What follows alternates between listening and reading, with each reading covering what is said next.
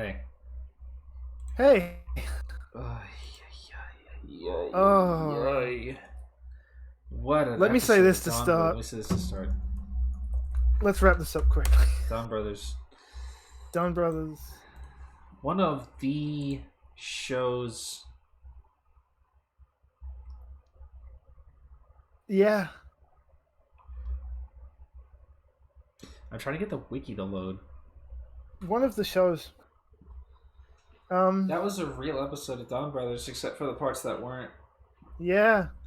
Except for like the 20 to 30% of it that wasn't. All of that was real. I would have This liked is the it more. first canonical episode where all the members of the Dawn Brothers transform in the same scene. Yeah. Episode 44. Funny. It is Gower Ranger. It is? That's what the wiki says. Fuck off. Whatever. What's that like? Hyakujuki? Hyakujuki. 100 beast guy. You know why that episode was good? Yeah? There was no super robot in it. There wasn't. I was terrified we were going to get to the end of that and have Cheaton on my brothers. Murasame is not a member of the Dawn Brothers, guys. He's not. Also, he there can't are 6 transform. Dawn Brothers. There are 6 of them. He's just a sword. He's doesn't. just a sword. He's not a member of the Dawn Brothers. He was in that episode though. Quite importantly. Yeah. Well, that's him. It counts. What's up? What's up? Bitch. Bitch. Kill. Everything. I wish they'd left that in. The pre-magazine scans that were like, one of his big attacks says, kill everyone. Kill. Oh my god. She done on Now. my brothers. She really do done on my brothers. So we have 5 episodes left now. Uh-huh. We have to clear up. I can't even I was gonna be like this and this and this, but there's so many things. It's so much. There's literally too many. There's literally too many.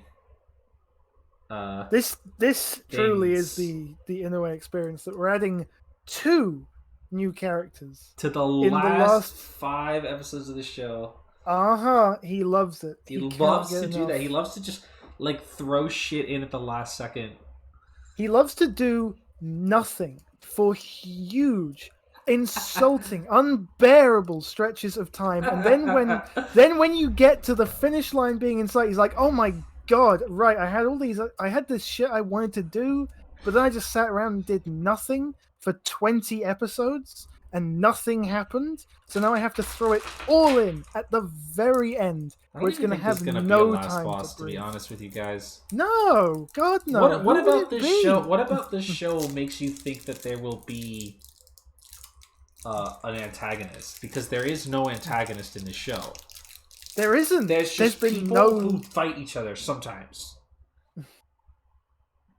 Like, the last episode is just gonna have a random Hitotsuki in it, and they're gonna kill it, and they'll be like, that's the end of the episode! That's it. There is no end to the conflict. I feel like they've even already said that there is no end to this conflict. I remember Kaito saying to him, like, "Did you guys see an end to this happening? Or, like, where do you think the stop point is?" Yeah, what do you think we're going with this? There's not like a fucking there's not like a tactile amount of Hitotsukis. They're infinite. Yeah, they're just going to keep happening. Like, there is no, and they're just apparently a naturally occurring phenomenon. Yeah, they just happen. Well, that was an alternate timeline, to be fair. But yes, also that too. There's still that in the next 10 years. But there is no conflict. There is no end to this conflict. This is the same problem that we had, well, slightly differently, but this is the same problem that they had in Zenkaiger when they realize that there is no end to the goddamn conflict. Well, that's not true because there was a tactile end to that conflict. There was a villainous organization. In with, theory, eventually they would have ran out of worlds. Yeah, they could have just kept doing that forever. I wish that they had done that instead. There's like, we just have to make them use up all of the gears. That was probably their plan, right? Yeah, we just keep doing it till he runs out of things, or we die. You know, that's like what happens in Time Force when they just ran out of prisoners to flash freeze. Oh, that's funny. Like, we don't have any more fucking guys. We ran out of guys. We spent them. I do think whoever they have the last fight in the last episode is going to be like Sonoi or Jiro, dangerous Jiro, or just fucking nothing. You know, it could just be nothing. I bet you the King Orphanok was nothing. The fucking L of Earth was nothing. Like no, he just the last fight. The L of Earth. The L of Earth. You know that guy. You remember the L of Earth? No, I don't, because I didn't finish Agito. Yeah, you're not missing much. You know that one? Do you know the one fish monster from Agito that I feel like shows up in a lot of clips and stuff? Sure. That's the L of water. Okay.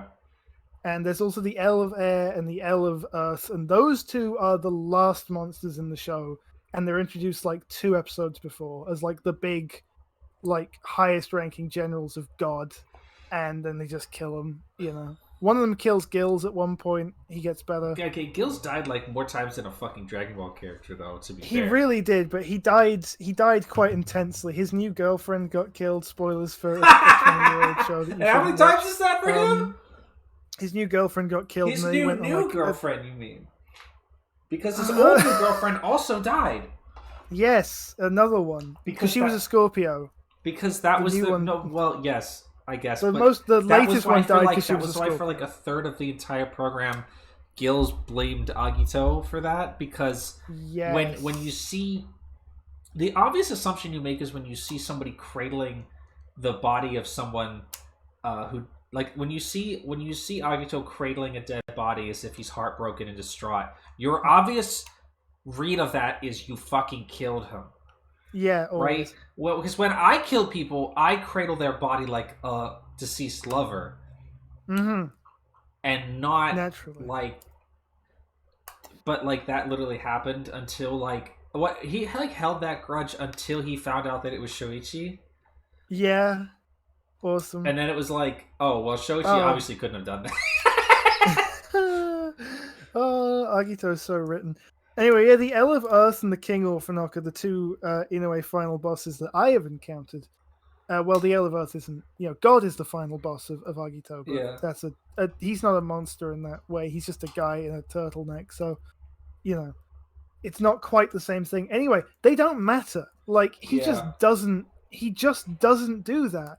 Like, the King Orphanok was important to the plot in theory, because he could stop Orphanoks from just kind of turning to dust from being too evolved or whatever the fuck was happening at the end of Phase. Yeah.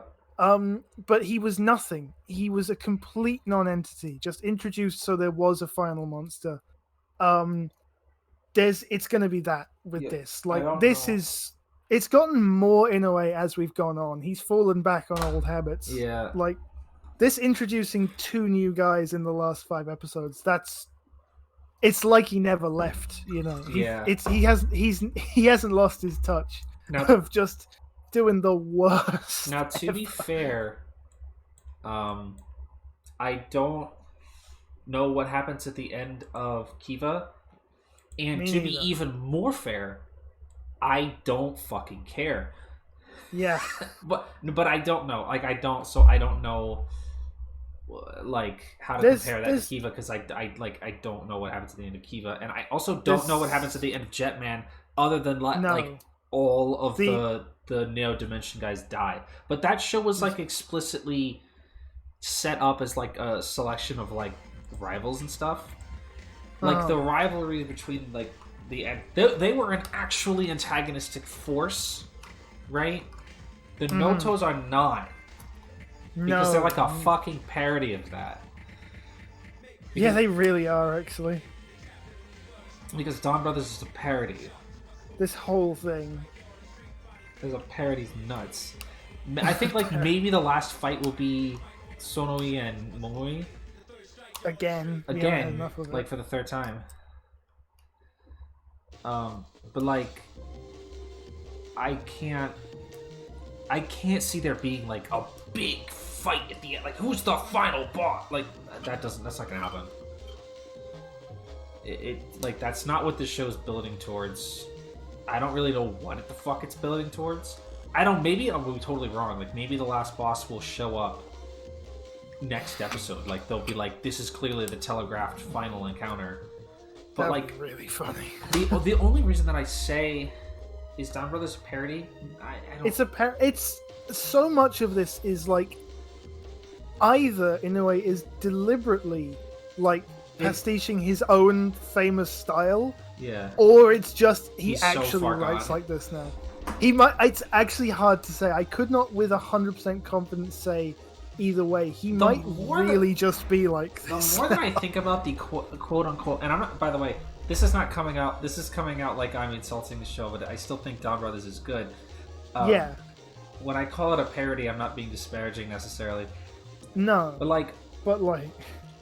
Even the so-called serious parts of Donbrothers feel like they're a parody.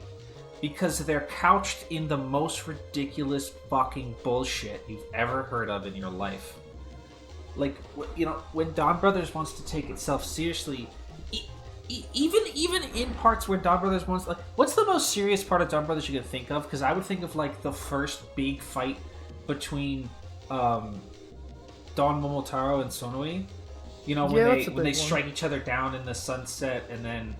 he carries him off, and then they literally did an entire episode parodying that. Yeah, just like half 10, of it was literally the same 10 script. episodes later was just the whole joke of the episode was that they were doing the same thing all over again. Just in reverse. So even like the most serious encounters in the show have been largely comical. It was like 3? Was it really? Was I exaggerating? The only serious parts of the gay sex, yeah, but like, you know, even like their relationship and their rivalry and everything, like it was like the serious, like angle, right? But then it got to the point where they're arguing over toppings of udon, you know? Yeah. Like when they're being passive aggressive to each other at the udon stall, and like. Doing the thing where he whispers to the character next to him, and then by the time he gets back to the other guy, he's totally misinterpreted what he said. That's parody. That's a joke. That's a funny joke that Inoue is making about his own habit of making characters miscommunicate for drama. It can't be anything else. It can't be anything else. Or he's just... But like whether or not he's being intentionally... I don't know what the conjugation of that... He's intentionally parodying his own style, or he's just... making a ridiculous version of his normal style of content. That is what the show is. Like I don't think Donbrothers is necessarily supposed to be taken seriously. I think it's quite hard to. I think it's impossible. This is an episode that, like, I was on some level, like, we're making jokes the whole time, but like we do take serious episodes seriously, right? Yeah. Well, I'd say I don't actually. Serious episodes have we ever seen? I don't take anything. Revice tried. Revice tried. Did we ever take a single thing in Revice seriously? No, that's the problem though. Revice is the only thing I can remember actually really trying to have a consistently serious episode. Because Zenkaija like had the Hakaiza stuff, but even that was, you know. They tried. Similarly, they did try. Like, they tried, but the trouble is they still had to do the Monster of the Week thing. They tried, but they failed because they had no emotional grounds to base that shit on. At least Donbrothers does have... Donbrothers did put in the work. Yeah, no, they've built all this to make that up. shit work. Like, more so than Zenkaija did. The King Oger one? Oh, that'd be funny. Oh, they could. They really could, actually. Like... It's a parody's fucking nuts. It's a good show. It is. We did watch Geats already. We watched Geats first, yeah. Donbrothers Yeah. is a good show that is I can't possibly take seriously. Like literally I see people's reactions to it sometimes, and they're like I'll see people talk about how like seriously deeply invested in the drama they are, and I'm like, I couldn't like I don't want to be I don't want to sound like I'm being mean, because I'm not. If you're genuinely invested in the drama of Donbrothers and it really pulls at your heartstrings, that's awesome. But I couldn't imagine being able to. I physically couldn't take it seriously. Genuinely, I don't know how you could, because it fights with you about it. It doesn't want you to do that. It doesn't. Well, it doesn't. It doesn't want you to take it shit seriously. Like I said while we were watching that, but like fucking Inu brother, like hounding down Natsumi. I didn't mean that as a pun. Fuck it. You know, while he's like shooting at her and throwing this big shuriken, and his feet are making that little cartoon like fucking whap whap whap noise in the middle of this heated moment of intense drama where he's trying to kill her in cold blood. It's like, it is actively telling me not to take this seriously. They chose to put those sound effects in. They didn't have to do that, but they still did. Yeah. It's like, it doesn't, like, you can't take it seriously as a serious dramatic story, but I can see where you would get onto that, because in a way he does do that. He does write character drama like that, so it plants the seeds that you should be taking this seriously, but then everything about the show itself just resists it at every turn, all the time. Fighting with itself. I think if you can't take it seriously, you have superpowers, and you can take anything seriously. Yeah, you can just like. And I can take a lot of shit seriously. You know, I take Super Sentai pretty seriously as it comes, for the most part. I can't take this show seriously at all. Hey buddy, it was good. It was pretty good this week. Geats was alright. Yeah, Geats was fine. I said it wasn't a very exciting episode, and it wasn't, but... No, it's another one of those that's definitely, you know, we have this a lot with Geats, where it was the part one of something. Yeah. At least Takahashi's learning some things. Yeah. I feel like it was a well put... I died. They killed me. I feel like it was a well put together episode. Like mechanically, I think it was a well put together episode.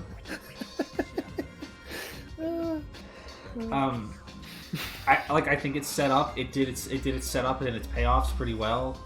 Yeah. It deepened the mystery. It keeps you engaged. I think Takahashi is doing a good job this time. Yeah, we're in that part. It's in that same part where 01 really started to hit, consistently. With the not like the part where 01 really started to like hit home runs.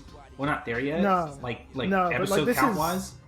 No, but this is like the point where it starts to be like, okay, there's actually, you know, there's substance here. There's substance here, right? I can get involved in this. Takahashi seems to have a very consistent style that he's been doing, where he'll spend the first two arcs sort of like hinting at what's going, like little bits of shit there and there, and then like around this part in the mid-teens, he'll really start to consistently like give you things to care about, like give you things that you are invested in. If not like thematically or like mystery wise, like he's doing that, you know, like he did that. It wasn't the same in 01, but like he raised the stakes at this point in that show with like Thouser and like the company and everything like that. He's definitely starting to like cook. Like we're past the point where he needs to like set up various things and like kind of feel out where the characters are going and stuff like that. It feels like now we're like at the point where even Geats isn't consistently exciting, or like on its own, like standalone, that episode isn't particularly great, but as a setup, like mechanically it did really well. Yeah, it wasn't thrilling or anything. Not like every episode of Toku can be thrilling, especially if you want to make it serialized. There are probably some episodes of like even like Build. Like, if you just took it on its own, it was like, oh, that was pretty much nothing happening. Yeah. Probably. I don't know. I don't remember every single episode of... I couldn't remember, like, the distinction between episodes and Build. No. The thing is, episodes like that probably wouldn't really be committed to memory much outside the important parts. Yeah. There was a couple episodes in the, you know what, it was around this time or like a little later into the show in like the early 20s during the like beginning of the war stuff with the like Splash Driver was introduced. There were like a couple episodes where like basically nothing was going on. Yeah. And it was just like a few scenes here and there of like Banjo figuring out what he wants to do. Like, you know, Sento moping, shit like that. Like, there'd be one scene in the episode that was like, this is the point of the episode, but then the rest of the episode was just kind of washing around, like, doing nothing. But, like, this episode of Geats was mechanically good. It had, like, it advanced all of the stories of actually every character. The more that I think about this episode, it was actually really good.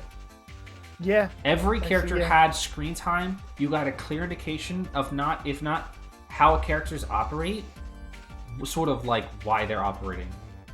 I did criticize the episode earlier for like pulling that canteen or whatever it is out of their ass for Keiwa to care about.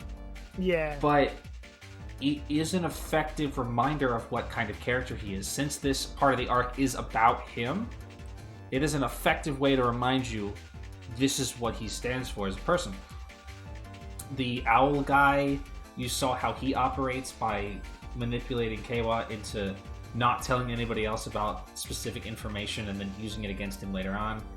The wolf girl had a couple of moments actually, but the one with Neon in particular, that sort of shows how she operates like mentally. Actually, Neon didn't really do too much, but she just had she was just auxiliary to that moment. Yeah. It was a bit about her. It's not okay. It's not that it was an ass pull necessarily. It's just what I said in the episode was this should have come up earlier. This is something that could have been established about his character way earlier, so it didn't just pull out of their ass today.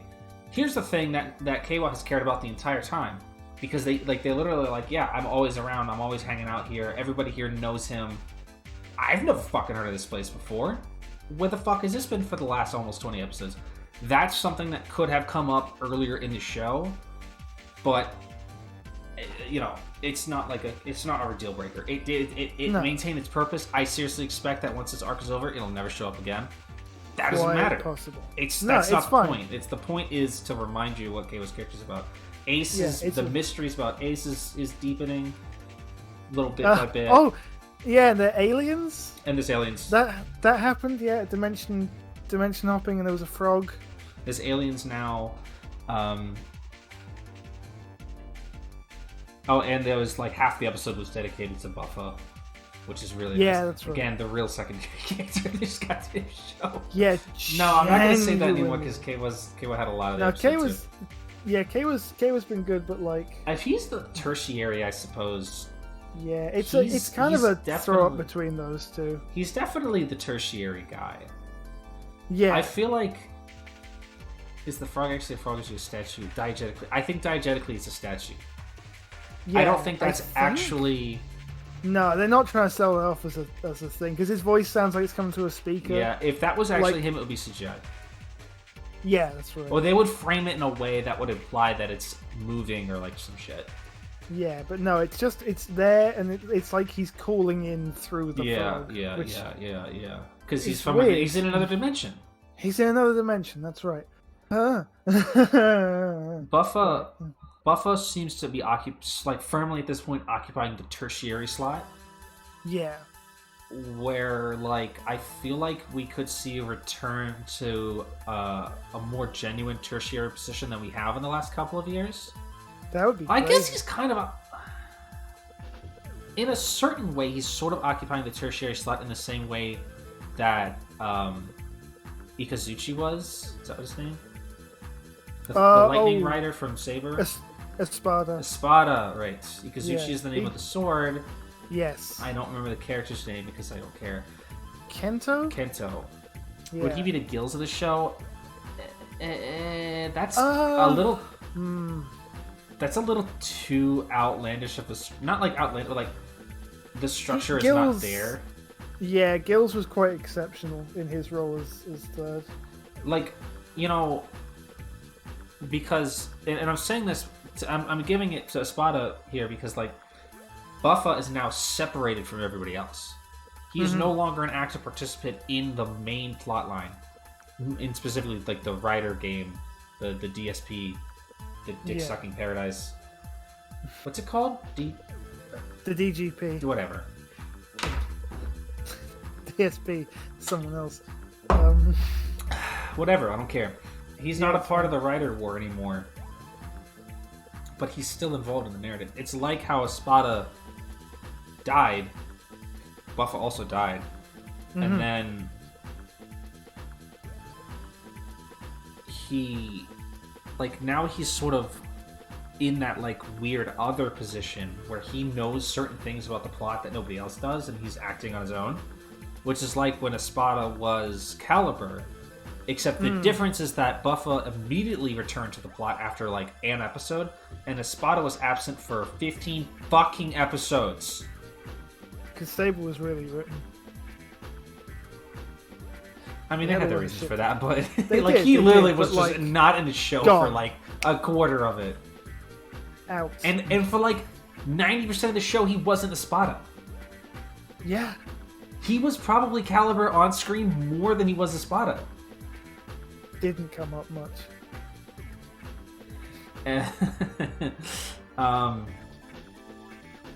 But it's okay because Trio of Dark Sin exists.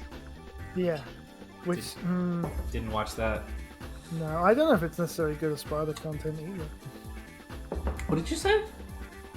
I don't know if it's necessarily good Espada content either. Motherfucker, it's his movie. You'd think. It is his movie! He gets the form in it. What do you mean? It's all of them. But it's his movie! But he's on the fucking box! I know. He gets it as good as everyone gets it, but also probably his thing is the least interesting. That's his fucking movie! It's so funny, to be honest. Now you come to mention it, yeah, he kind of does get the, like, I cared about his stuff the least. Is it not the Espada Visa? Well, it's it not is his that. movie. Why does the main character get a V-Sin now? Why is Saber breaking the tradition? It's officially Espada's V-Sin because he gets the form and legally. it's okay, legally, but I thought that V-Sins were supposed to not have the main character in them. You know, back in my day, we shot that motherfucker with a rifle so he wouldn't be in a goddamn movie. Yeah, we did. Fuck, that was funny. We gunned that cunt down in the street so he wouldn't be in the goddamn movie. I don't remember if Toma turns into Saber outside of maybe one scene. The funny thing is, everyone. Of Dark Sin. He's not a fucking. I need to watch this movie. Apparently. Yeah, you. The funny thing, right? You know the 8 million other guys. No. Who aren't those three? Yeah, they're on the movie. No, they're gone. They are gone. They got gunned down in the street. They're not there anymore. They're out. No, I can't believe you don't remember in the beginning of the X-Aid V-Sin trilogy, another Paradox? Is that what he was called? Yeah. Was he really called Another Paradox? Yeah, it was ahead of its time. Yeah. Another Paradox shot Emu, untransformed, put a bullet in him, and he was in the hospital for the rest of the entire trio of movies, which is the justification for why Laser had to deal with Gem, whatever it was called, Maximum douchebag, whatever that one. Because the only person with god powers was in the hospital with a bullet wound. God Maximum by DX, thank you. Yeah, that's the guy. Nope, I remember that too. I feel like we talk about that one all the time. Yeah, it comes up a bit. We keep having reasons to. In Build, they justified Sento not being in the movie because the guy stole his belt. In the first one, Kilda stole his belt, and the second one... He was in it, actually. There was really no particular justification for why Grease was like... Oh, they right! Got, they were immune... They got phantomed. or whatever it was. They got slurped. I forget what it they was, got their but something hazard levels slurped them. slurped. Except for Grease and the boys, because they were too busy jerking off on Buttfuck Island. They were, that's right, they washed up Grease and his stupid little tux. I hate those guys. I hate those guys. They had that whole stupid fucking joke mini movie at the beginning that ended with them sailing off into the ocean. And they washed up on an island and missed most of the fucking plot. Oh, God. Because they were literally too busy jerking off on Douchebag Island. Everyone else got slurped, though. That's right. But everybody else was in the movie. Like, they all transformed in the movie. They get it back, yeah. But in New World Cross, Build was not in that movie, except for when Kilbus used Build. Fire Hedgehog. Fire Hedgehog. Why did he do that? He was sick for that. Yeah. But Sento doesn't transform in that movie. No, he doesn't. His belt is. And he's really only in the movie for about 5 minutes. Yeah, barely there. Because the V-Sins are not about. They're not supposed to be about the primary character. That's been basically always the tradition since like Double. Yeah. The actual V-Sin didn't. I don't even know if Double was in it at all. Trio of Deep Sin is very not a normal Kamen Rider movie. Yeah. Like, at all. In really anything it does. Godspeed Love is not a V-Sin. No. Godspeed Love is not a summer movie. It's a piece of the landscape. Yeah. Also, it's a summer movie and not a V-Sin. Those didn't suspect that. Yeah, when did they start doing that? Was that... Right, that was the first one. That wasn't the opening, the Axel V-Sin? It's been a long time since I've seen the Axel V-Sin because it kind of sucks. I'm not gonna lie. Is that the one where Blue Star is? Blue Star! Yeah, that's that. Upgrade. Yeah, that's the one. Yeah. And then there was no V-Sin. That was like the only V-Sin for a long time until Drive? Wow, for real? No, Gaim. Sorry, Gaim. Gaim. I was thinking Gaim had to. And Kota wasn't in any of those. No. Because either they were set after he left Earth or before he was a writer. Yeah. So he wasn't in a single fucking one of those, I think. Yeah. Makes it easy. And then Drive had a couple of V-Sins. Shinosuke was not... I don't think Shinosuke transformed in any of them. But he couldn't have because the belt was... he was in the vault. What did Heart use to transform? Wasn't it the normal belt? I don't know. I didn't watch that movie. Me neither. I hate that thing.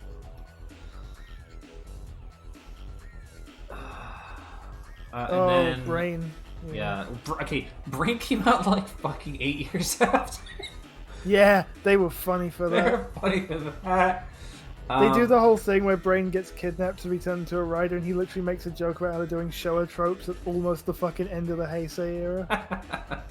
Dickhead. Dumb ass. Ghost had one V-Sin. They should have had two, but Q Ranger fucking stole their budget. And I'll never forgive it for that.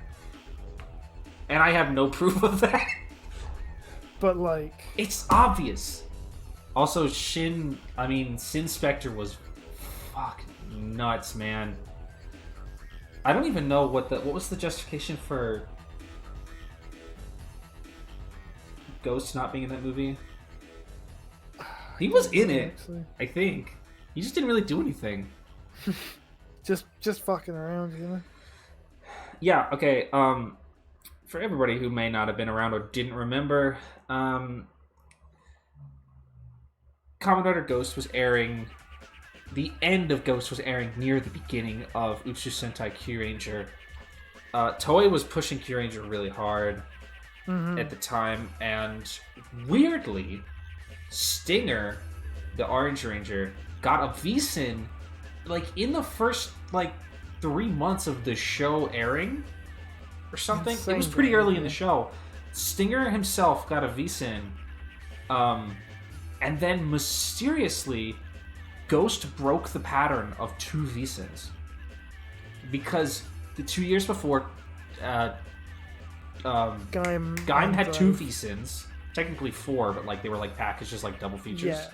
They were like there mini was ones. I don't care which ones they were. There was the Baron. Yeah. There was Baron and Zangetsu and Grydon and Lemon. Duke. Yeah. Kyuranger was way after Ghost. No. Kyuranger started airing. Oh no, that's right. I got it wrong because the timeline would be after Ghost started. Kyuranger aired alongside XA, but during the period of time when Ghost's post content was being produced. Yes. My fault.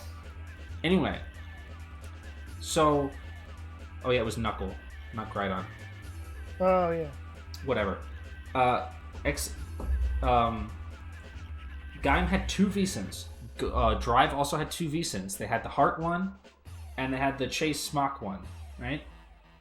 No wait, the Chase Mach one didn't come out for a while. There was the Chaser VSIN with Rhino. And then there was Kamen Rider Heart, and then Kamen Rider Mach Chaser didn't come out for a while, I think. Anyway, doesn't matter. The point is that there was a consistent pattern where you were getting at least 2 VSINs per season, right? Yeah. Heart Mach was a double feature. Bingo. Right. Okay. Great. Yes. So there's 2, right?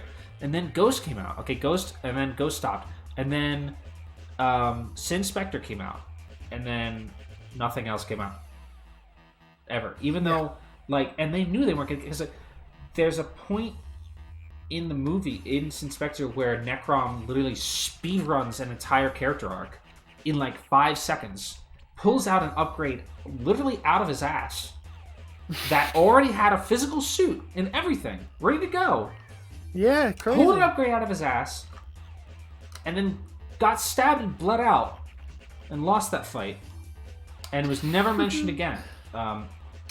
But it was weird. It was a weird thing, and everybody struck us all as weird at the time because the movie was not called Sin Spectre and Yujo Burst Necrom or whatever. Yeah. You know? If 2 heroes were going to get upgrades, they would both be prominently featured, but they weren't. And there was no toy, there was no figure, there was no mention of it whatsoever. And it occurred to us at the time that,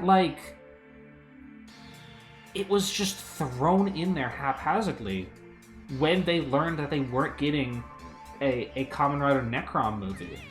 They obviously had planned a Kamen Rider Necrom movie to the point where they had physically produced the suit for the fucking movie. And then it didn't happen. And then a few months later, a Kyuranger movie comes out, which was totally out of character for Ghost to only have 1 VSIN instead of 2, and for a Super Sentai to get a VSIN while it's still airing nonetheless. So the general consensus, for us at least, was that Toei last minute diverted budget away from Kamen Rider for the first time ever into Super Sentai because they wanted to push Kyuranger. Because that was really the start of Toei trying to reinvigorate Super Sentai with all their stupid ass gimmicks and shit. You know, Kyuranger being worked. I mean, it worked the most. It worked, but it never worked. It never set the world on fire. No, it really ever didn't until Zenkaiser. Yeah, that was it. That was the big difference. But that was kind of the middle of the bit where it was routinely lower numbers every year, right? Yeah, Toei was really struggling. They had clearly identified the problem that something needed to change with Super Sentai after Ninja. Yeah. Low sales. Tokyuger had low sales. Ninja had, I think, worse sales. They clearly identified an issue, and their solution to that issue was basically just different marketing gimmicks. Yeah. And their first attempt at that was Kyuranger. And so they obviously wanted to go all in on that, so it must be the case. I am so certain of this, that this was the case. They diverted the funds from Ghost because, unsurprisingly, Ghost didn't sell that great either. It didn't sell poorly. If you listen to people who have a pathological hatred for Ghost, they'll tell you that it fucking bankrupt Toei or some shit. Imagine. Right. Ghost didn't sell spectacularly. Despite the toy line being, as I hear, really well received, it didn't sell. It really set the charts on fire that year. Although, actually, Drive sold worse. Because Japanese kids don't really give a shit about cars. That's pretty funny. Gaim sold awesome. Yeah, as you can imagine. And then X8 would set the world on fire the next year. Ghost didn't sell crazy well, so I think their idea was just that we would cut our losses with Ghost and give that money to Kyuranger and let them make a movie about a character that we were trying to sort of make into a breakout character. They were trying quite hard, I think. Really, really bumping up an orange. I want to stop us right here and say that there's an asterisk when I say sales figures. That's what I remember. I might be wrong. Don't take that as like face value. Like, don't take that as I'm absolutely correct. I haven't looked at those numbers in a long time, and I genuinely most of the time don't care. But I seem to recall Drive being a pretty low point in sales. That sounds right. I recall seeing the sales charts. I know that its sales for Drive were way down compared to Gaim. Yeah. But that's kind of just to be expected. And then I think that sales from Ghost were not particularly much better. And then sales for X8 were pretty fucking good. Yeah, so... But, you know, it could have been something else. Maybe, you know, Mori, the writer who never shows up to anything, just couldn't be fucking bothered to... Oh, that is a pretty significant downgrade. For the record, I liked Drive's storyline. I don't care about cars, but I had the Drive driver, and I liked playing with it. I ended up selling it for a Ghost driver, like I traded it. But I liked the wrist mounted part.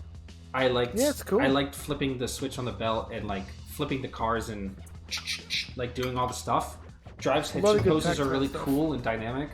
It was a really fun toy line. I liked it a lot, you know. But I can see how maybe kids didn't. Yeah, it also had LEDs in it, you know. That shit's premium now. Yeah, you have to pay extra for that kind of stuff. In fact, they'll happily give you guys just to pay extra for. Yeah. Remember Glare? No, he's Brake gone. Gunner was also cool. You know, the Brake Gunner was constantly sold out for like the entirety of the fucking show. The Brake Gunner was such a popular toy compared to everything else that they reissued the goddamn thing. They did, didn't they? With the Chaser V-Sin. Right. Although mostly that's probably because the original toy didn't have functionality with the Super Rhino Core. Yeah. But also because Chase was that popular of a character and the Brake Gunner was that fun of a toy, that they actually reissued the fucking thing. P Bandai, a reissue, but it was a limited reissue. You had to buy it with the DVD. Yeah. Which was super expensive. Oh, the Lupin Gunner. Yeah, that the thing Lupin existed Gunner. too. With like the film strips up the horns. Yep. They killed that guy. Yeah, they did kill that guy for Tassel, yeah. Fucking hilarious. He's my worst enemy in all the world, I think. I've never hated anyone more in Kamen Rider. X8 bounced back up to 20. So Ghost barely outsold Drive, and then X8 was comparable to Gaim. Bang. Yeah, that sounds nice. Yeah. Yeah, if you guys don't remember, if you weren't around for... Geo capped out at 30 billion. Ooh. 28 billion. Saber outsold Gaim? What? Wow! Really? I guess everything was like electronic. Economy, man. Yeah. Well, the toys are just more expensive, maybe. That's what I'm thinking. Yeah, like I mean, they had enough shit to sell. Like I didn't know anybody bought that shit. No, I was thinking. I remember, like, again, this is very anecdotal, but I remember hearing, like, yeah, you could just go and find shelves full, still, of Saber stuff. Like some months after these items came out, it's like, oh, these weren't. Oh, you mean? It makes sense that GeoCap because it's the anniversary. Yeah, they really they kind of just. I mean, they set a lot of precedents for how the toys were handled for quite a while after that. I mean, we're kind of getting away from it now. Yeah. But, like, because before Geo, they'd never done a belt that was electronic with items that were electronic, right? Not Not in that way. Not like, for every item. No. Like, you would usually retain that only for super items. Yeah, was exactly. Gaim had electronics in the belt, but only for the standbys, right? So I guess Gaim had that, but it wasn't... It wasn't quite the same. No, like, because Geo had, like, the whole, like, it had the... It had LEDs. Right, that was it. It had the LEDs, and it had, like, the chip reader, like the pin reader on the back. Yeah. To tell the belt what was in it, and the things made noise as well. See, we're actually still 22 billion. That's still, like, good. That's a lot of money. That's almost XA level, so that's still fine. That's still a healthy sales number, I guess. Actually, I wouldn't know, but no, it depends. They predicted 26 billion. Wow. I feel like no, because the Astro Switches are just plastic. No, Astro Switches are just plastic. I said, those are just for the super items. Yeah, the super items, that's more accepted. But in Geo, every item had batteries in it. Every single thing. And that was carried forward with 01. And with Saber. And with Saber. And with Saber. And then Vice didn't. Because the belts, by and large... The Vice driver basically just had the activation noise in it. Yeah, and it was had pretty the much LED just a normal belt. Yeah, it had the LED on the bit you stamped, so it would light up. Yeah. And that was it. Like, that was it, basically. But, scan it and for all the rest. For, build... Like, all of the sounds are in the build driver except for, super toys. Yeah, right. The Vice driver made no sound at all? No, I don't think so. Don't think it didn't have a speaker as far as I ever saw. Awesome. That's it. It's just a light. Whee! Whatever. Did the other, I was going to say the other drivers. Yes. What are the fucking drivers? What, the two-side driver? I think the two-side driver did have... That was regular retail. It must have had its own noise because it had a generic. Yeah, it did. Unless that you're generic right. is programmed in every single item. No, it must have done. No, I don't think the stamps were just, told to shut up in that case, weren't they? They just didn't have noises in the belt. They were just told to shut handled up. it. Yeah, I love it. It has to be a weapon too, so it has to have its own noise. Yeah, exactly. Yeah. So that was it. That was the one belt you could buy in shops that year that had electronics in it in a substantial way. Yeah. And now Geats, the belt has all the sounds, and the items are just plastic. None, except for Fever and Come On Twin, and the new build thing, the powered builder, and presumably every single thing going forward, because we're past the point where we do the first quarter of toys that don't have super sounds in them. Yeah. So all that fancy pin reading stuff in the belt is now useless, except to change colors. As always. That was basically what it did anyway. As always, I love it. I love when they make all this stuff. It is. It's great. You set up this whole the gimmick of the belt stops mattering after a couple of months, because then it's just one big item you plug in it. Boss, we watched Geats 2 hours ago, boss. We already did that. This is the talk segment. We watched Geats already. Yeah, we watched everything. If you, just as a general rule, if you come in about more than an hour after the stream starts, you've already missed the episodes. Yeah. The first hour is the episode. So if the stream timer in the corner, on Twitch, if it says that we've been live for more than an hour and we're in this room, if we're in this room and it's not the first 5 minutes of the episode, the show is already over. Yeah. Yeah. Because otherwise we'd be over here. We do a tiny bit of preamble. Otherwise we'd be over here. Yeah. We'd be in this space. We'd be in front of the green screen. Yeah. No, sorry. Am I interested in the Desire Driver? No. No. To be honest, no. It's not a... It's a fine woman. It's a fine woman. It's alright. It's not really... a fine woman. It doesn't really excite me. No. For the things that... I feel for me, for the most part, it's the sounds that excite me the most. And I don't really care for the sounds of the Desire Driver. No. Like, there's no jingles, really. I mean, there's, like, some, like, generic... There's, like, some music, but there's not, like... Like... It's just... I'm not crazy about it. And, like, it's alright. It does have, like, it does a lot of stuff. It's, like, for kids, I bet it's awesome, because you could do so many, like... You could put all the things and the stuff. Like,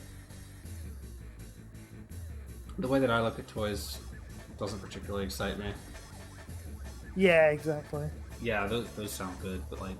Yeah. Not for the price point of a new belt, anyway. No, exactly. Like, honestly... I mean, I own, what, 2 belts? Like, outside of... yeah, I own 2 regular DX belts. Like, in the modern sense of the term. And they're the build driver and the was driver. And that's it. Like, that's all I've got. I don't really...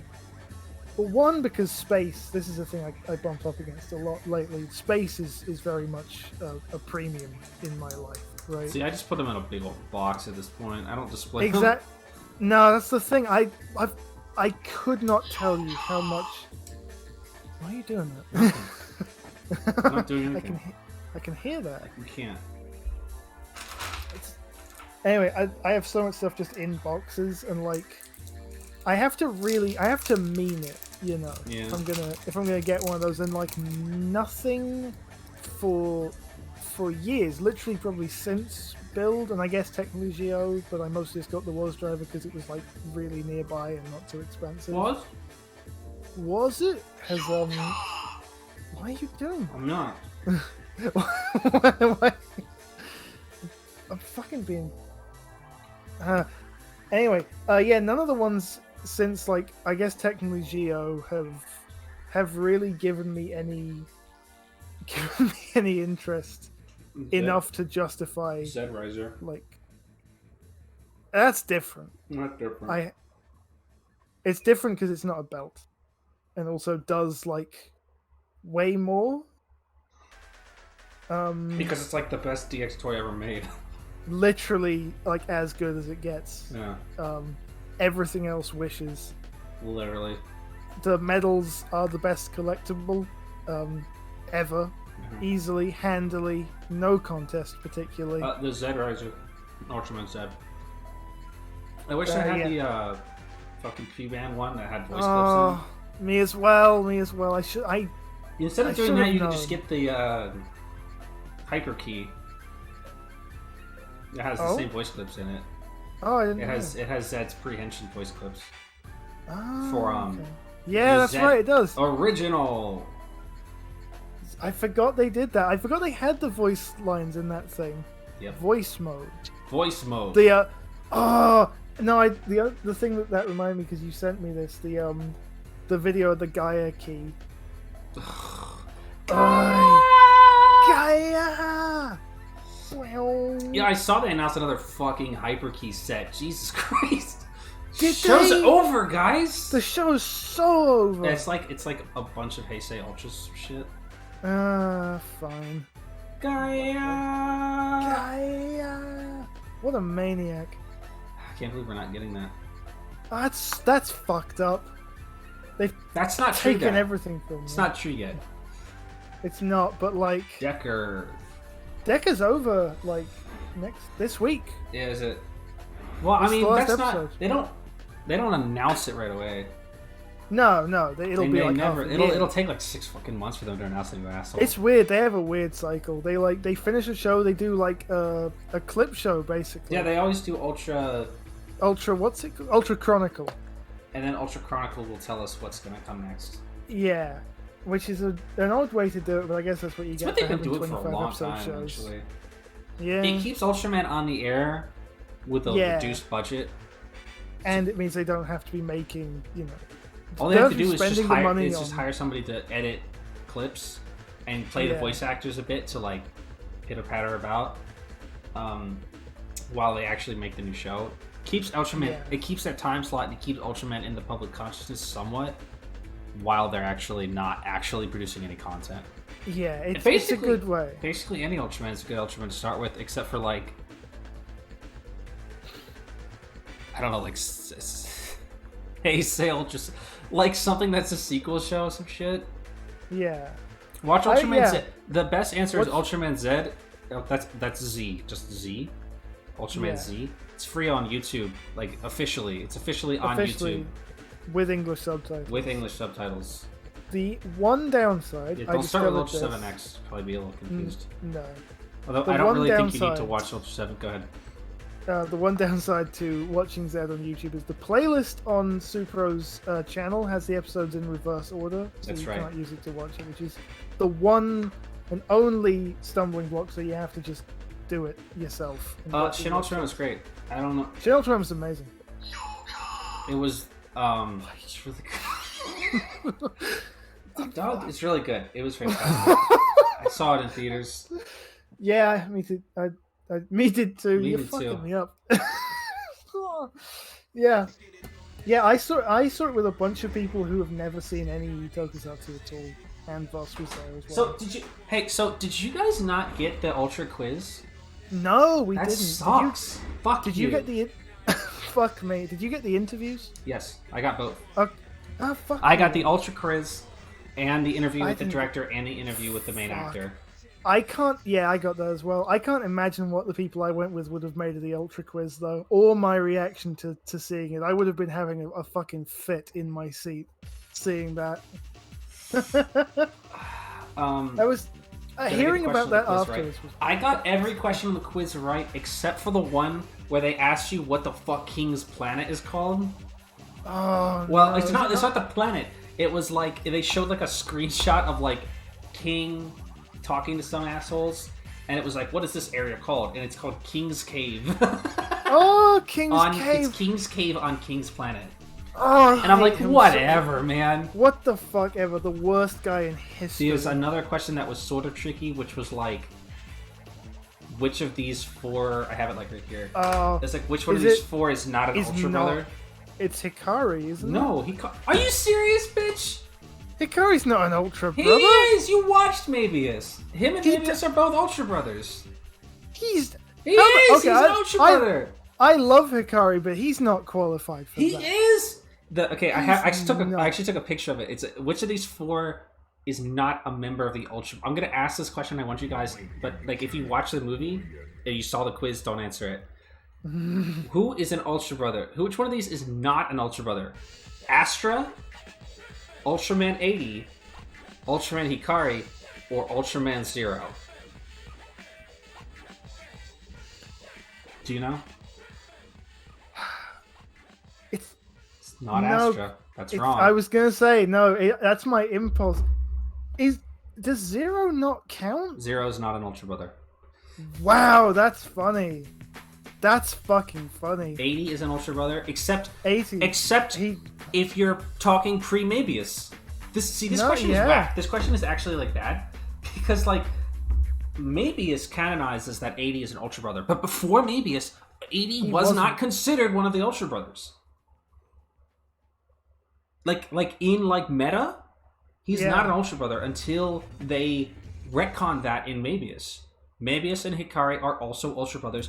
Astra and Leo are also Ultra Brothers, even though they're also called the Leo Brothers. But Zero is not an Ultra Brother. He is a member of Ultimate Force Zero. Right. And he is not an Ultra Brother. This question is bullshit. And he gets a mantle.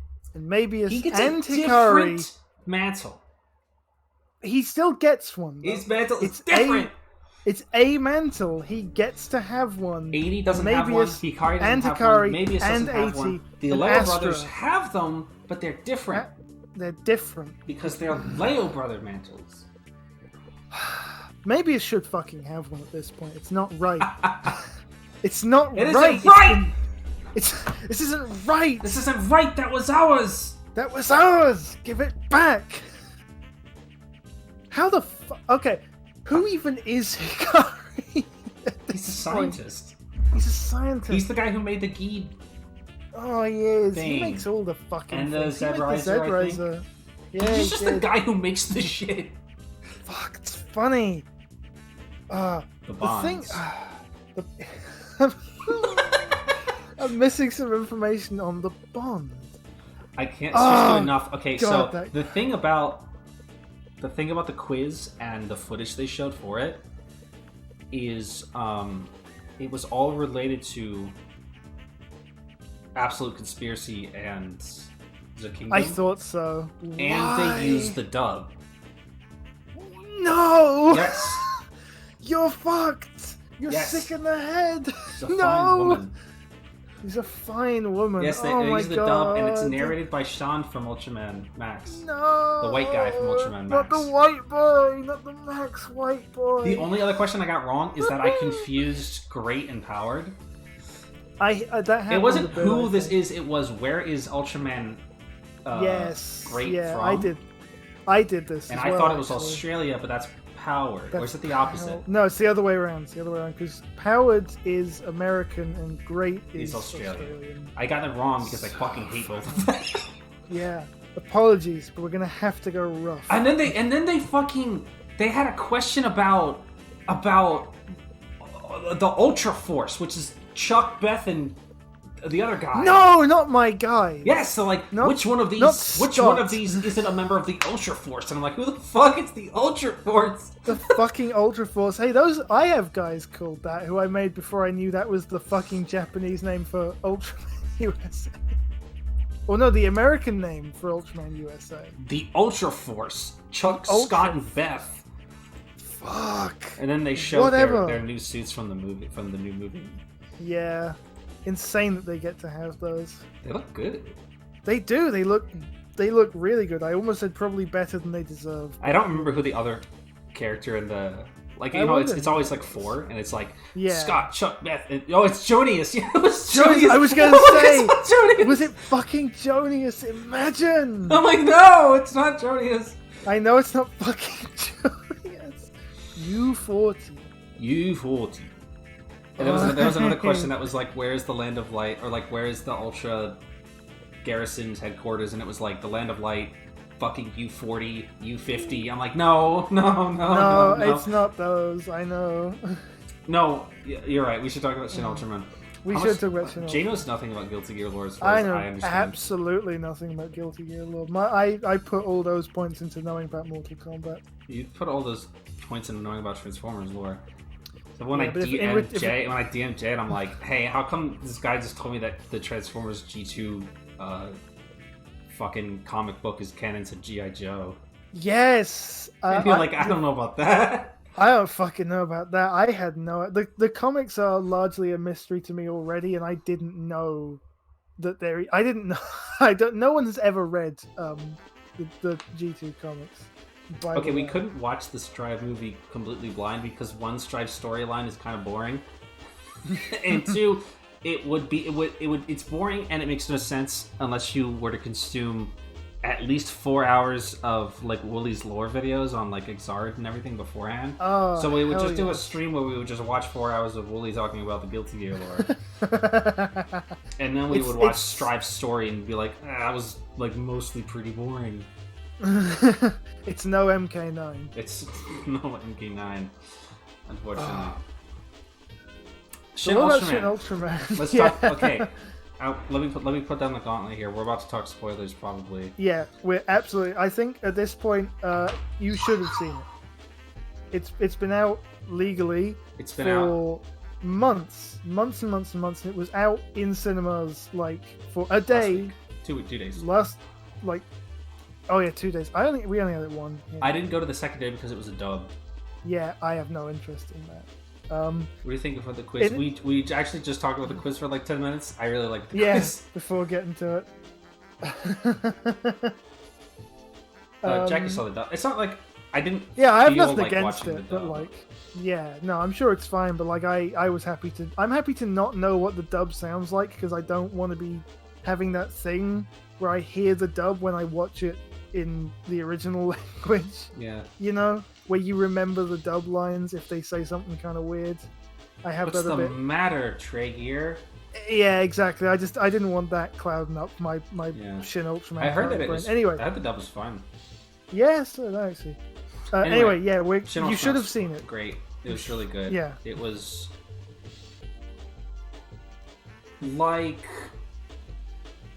not as I don't want to say like not as good as Shin Godzilla, but like no, actually I won't even say that. It's just I hear people say it. Like it was as good as Shin Godzilla, but in the way that it was specifically towards Ultraman. Yeah, it was made with the exact same level of care and genuine passion that Shin Godzilla was made with.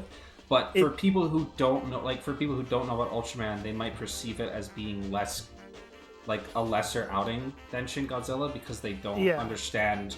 They don't understand how deeply respectfully Shin Ultraman was made in reference to the original source material. Supremely.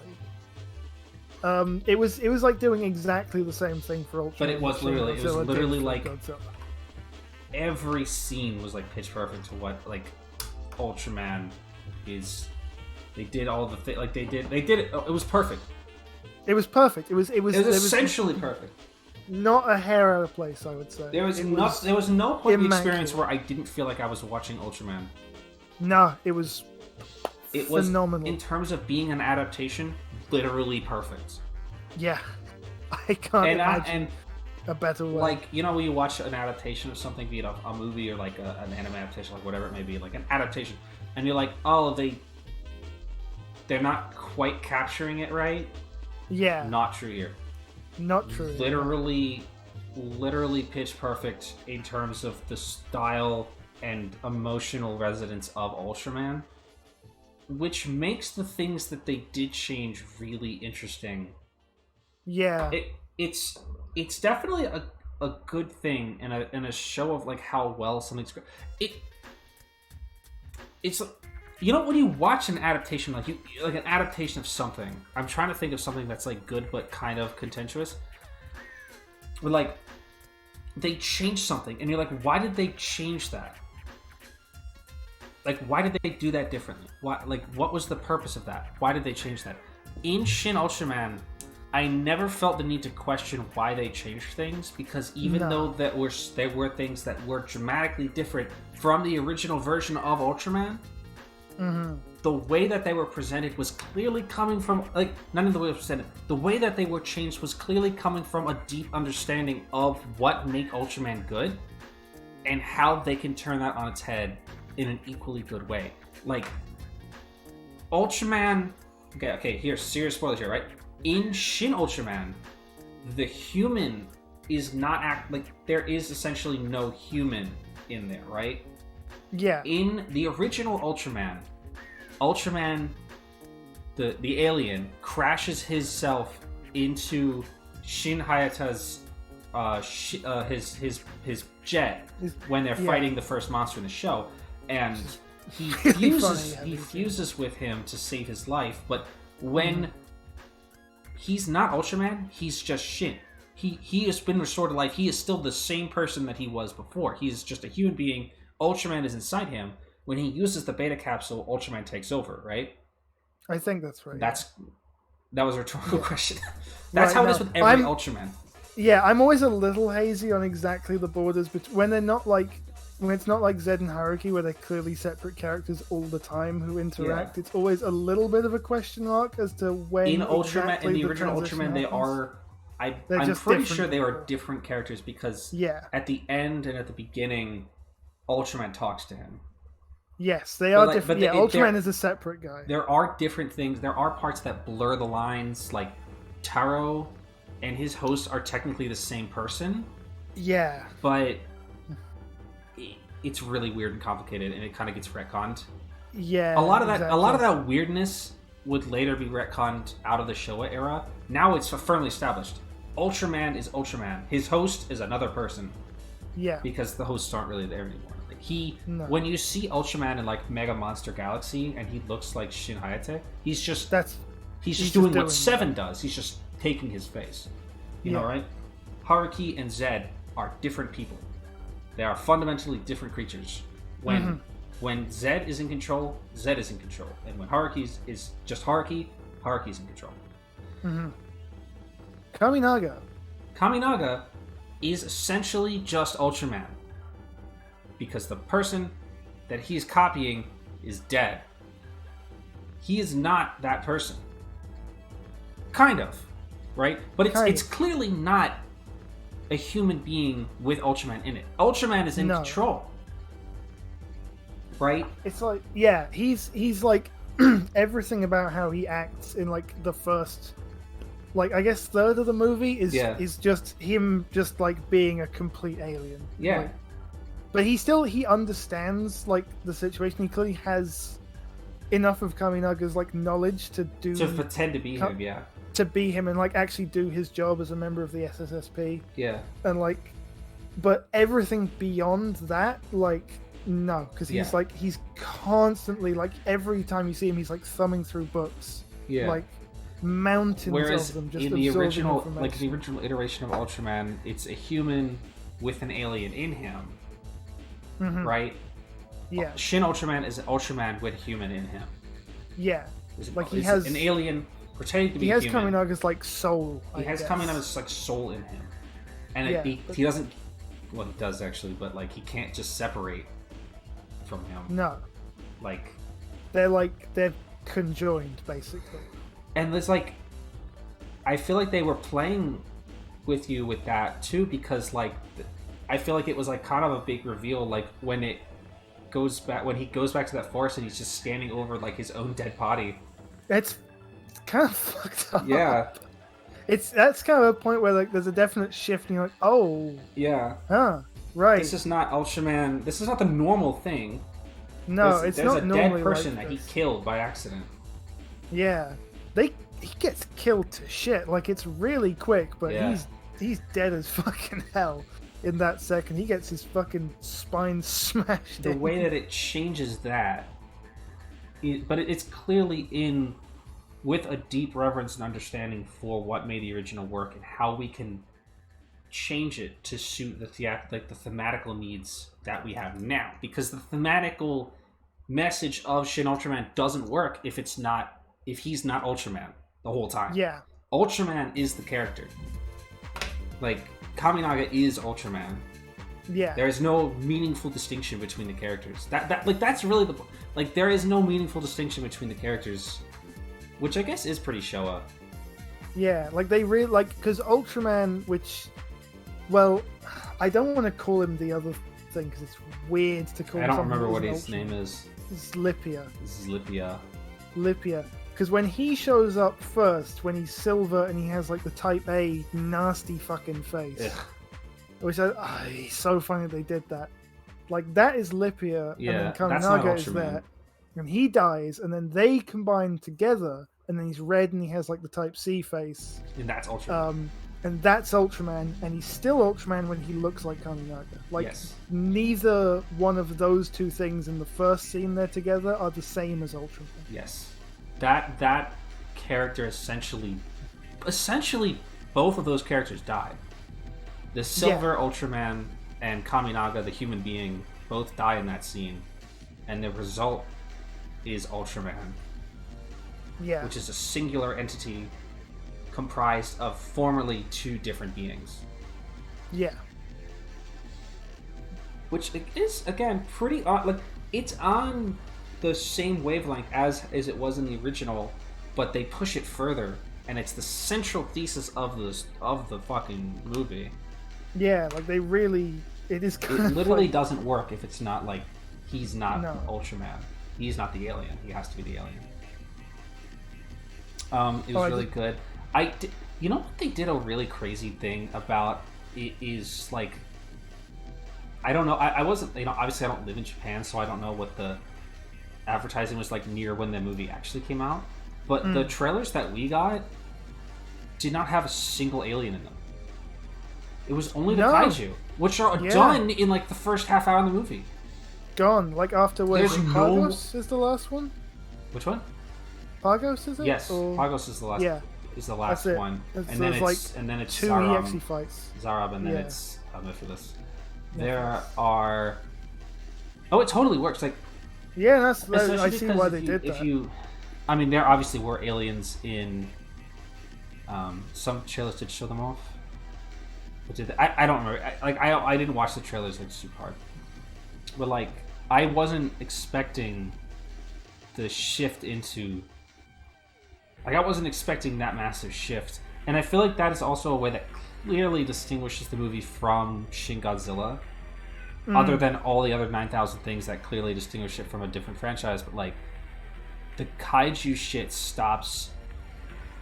It shifts gears radically towards Seiju, and that's different from Godzilla.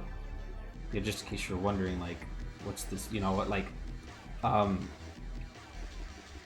can't believe. I wonder if they were going to include Baltan at any point. I do wonder. Baltan is, I would say, the second most iconic alien in the original Ultraman. I think so, right? Like I would certainly stack him higher than Zara. Yeah, that was kind of a weird pull, to be honest. But there's no room for that, really. No, I mean, I do wonder because they had to have been considering like, because there's so many. I know like, that the really script went through a lot of types. work. There's supposed to be a trilogy. It was initially pitched as a trilogy. Jesus, really? I mean, I guess that could still happen. It could. I think like the director, like one of the actors, was like, if everybody goes to see Shin Ultraman 10 times, we'll make Shin Ultra 7. Yeah. It's like Baltan just wouldn't have fit. Like Baltan would have No. demanded too much attention. Yeah, where would you fit him in? It goes like right from Zara immediately into The Nephilis. pacing of Shin Ultraman is fucking breakneck. It doesn't feel like it when you're in it, but then you kind of like realize there really isn't a stop point between. There is anything literally happening. no like events literally just flow into each other. I think the only real downtime you get is between the last kaiju and when Zarab shows up, and that's Yeah, you maybe get a like 2 little or bit 3 there. minutes.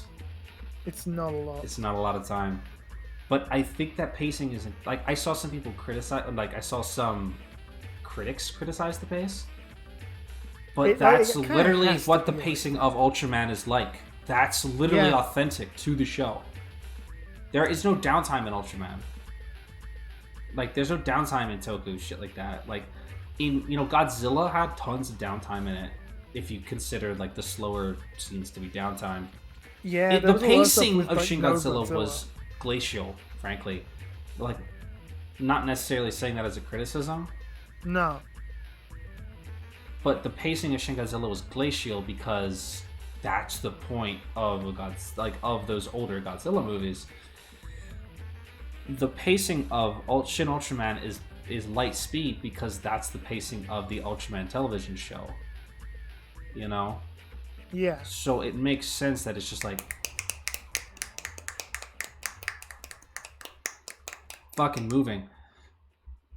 Gomora was not in it. No. Because- Weird kaiju actually. Like I get with the Seijin, but the kaiju was surprising. The guys they There's went with. some of those kaijin I think are because there was like at least one or two that they put in there because it was a modified Godzilla. Yeah. I think Well, I think they the- actually used the CG render, like they used a modified CG render from Godzilla, like Shin Godzilla, for it because Yeah. the original called for a modified Godzilla suit. Gomez Yeah, Gomez. Yeah, in the Ultra Q bit in the beginning. yeah. I've not seen enough Ultra Q. I didn't recognize that they were doing an Ultra Q bit there I did. Well, there's a shot. until Like one of the first shots in the movie where there's like they're at like a mine or like a yeah. like one of when those Gomez first scenes. shows up. That was like shot for shot the opening of the first episode of Ultra Q. Oh, oh my god. Yeah, By the way, the bit where they do like the whole like the recreation, like the swirling paint title coming in for Ultra Q, yeah. and it says Shin Godzilla, Funny. and then it smashes through to Shin Ultraman. Are they gonna keep that in Shin Rider? You can reasonably connect Shin Godzilla and Shin Ultraman because there's a common thread there, but Kamen Rider is a totally different genre. Yeah, they probably won't, but that was more of a because every single episode of Ultraman opens with Ultra Q first, And then Ultraman, yeah. and then it does that thing. So and there is no Ultra Q, so they just had to do Shin Godzilla. Yeah. Because they're in like not a series, it's not, but like they're under the same umbrella. I do want to address this, by the way, because Jackie asked it ages ago. The first time I saw him turn green, okay, so you know how it's weird, it's really weird, but like I watched this when the first rips were available, which were of frankly abominable quality, which I put up with because I have no standards for such things. But the compression was such that with the beam effects and stuff, it was not immediately obvious that he was actually green. I thought it was just compression artifact. Yeah. And they were like, he's turned green. I was like huh? I seriously sat up in my chair. I was like, the fuck do you mean he turned green? Hi, Pabs. Oh, hi, Pabs. Oh, hey, well, I didn't know this was great. Thanks for reading. Yeah, you can't hear it. No. How was Art too Pabs? busy talking. He did turn green. Did turn green. It's weird. It looks weird. I guess that was their... I mean, I'm That's not guessing. That was their version of the color timer. Yeah. And like they say as much like it represents like him a rapid depletion of energy. I was like, if you were gonna put the color timer in the movie anyway, I kind of get. Why, I get why they didn't want to do the because color like timer. If they'd had to cut to like the color timer, yeah, it would have taken you out of some of the moments. I think that thing, yeah. I don't know if it's necessarily more or less elegant than the color timer. No, it kind of isn't to just watch him. Was he supposed to turn green in the original plans? I mean, I know that the design of Ultraman is based on a reflection of Love, Justice, and Peace, or whatever it's called, which didn't have a color timer on it. But no. Like I know why. That's also why they cut the. That's also why they cut the back fin out. Yeah. Which I'm still a little sore about, but it's fine. Yeah. But I didn't know that you're supposed to turn green if that's true. That figures. No, I mean, this guy do the Sonic Adventure pose. That sounds awesome. Sorry, go ahead. Yeah, the green thing was very odd because I've advocated in the past. I assume is why you asked. I have been an advocate that green should be a color that Ultras get to be because it just hasn't been a fucking thing. And I was never in a million years expecting Shin Ultraman to be the thing to brave that new frontier in completely unexpected fashion. It's weird. It looks weird. I liked Flat Ass Sarah. Yeah. Also, that was odd. They really fucked themselves out doing any kind of toys with that guy. Yeah, fuck that guy. Yeah. Well, they did. They did like a little, like the Sodo type thing. Yeah, and it's just all clear plastic on the back, and it doesn't look great. They could have just hauled that son of a bitch out. Yeah. Yeah. The Steer said it a couple minutes ago. There were 3 of the kaiju had like the same, like they had like they literally talk about it in the show. That's like it's like these kaiju were just made with swapped body parts because those 3 kaiju in the show were literally just the same suit with swapped out parts on them to save money. Yeah, and I like that they referenced that and made it actual like lore in the movie. That's like, yeah, these were like prefab monsters that Zara brought here to draw Pagos Ultraman. and the other one. What? It was Pagos in the Pagos first one in the first one, yeah. I don't remember who he I don't was. remember. I didn't recognize every monster that they had. No, Mammoth Flower. Sick. Ugh, stupid. What about Mr. Mephiles? Freak. What a freak. What a great performance. Yes, all the acting the acting was incredible. What a fantastic performance from everybody. Yeah, really top-notch acting. Really great, like all the way through. I didn't realize, I couldn't place it that the captain was Black Sun until after the movie was over. I recognized him. Yeah. And I was like, I can't remember who the fuck this guy is. Like, oh, it's Black Sun. Like, he's really getting around. Yeah. Did he film that shit back to back? Like, fuck. Yeah. I hope they the defense team's great. Put him in Shin Rider or some shit. That'd be good. Did you recognize Mephiles? No. He's Ichigata. Oh my god, one of my favorite phrases. One of my favorite phrases. I didn't even look him dad. up. I did, you know, he did seem familiar now that I realize it. He looks, having looked him up since, he does look really incredibly different. But that guy's been around in the background of Toku stuff for fucking ever, apparently. Yeah. Because after the movie came out, you know that... This is such a dumb thing. You know that, like on-stage live performance of Hibiki's theme from that one, like... I think it's like a New Year's show or something, right? Uh-huh. He's presenting that. What? Like, he's just there. You only see him, like, the video of it, like, has him just for a second, but it's 100% him, and that's from, like, 2005. So he's just been in this circle for way longer than I realized. One of my favorite... Mr. Mephiles. One of my favorite phrases. One of my favorite phrases. I fucking What? hate Fucking him. dickhead. He's so good. He was in Precure. So good. Was he? He was... Jeez. Trauma. Trauma the horse? The horse? The singing horse Trauma? Okay. This guy's got a fucking storied career. What can't he do?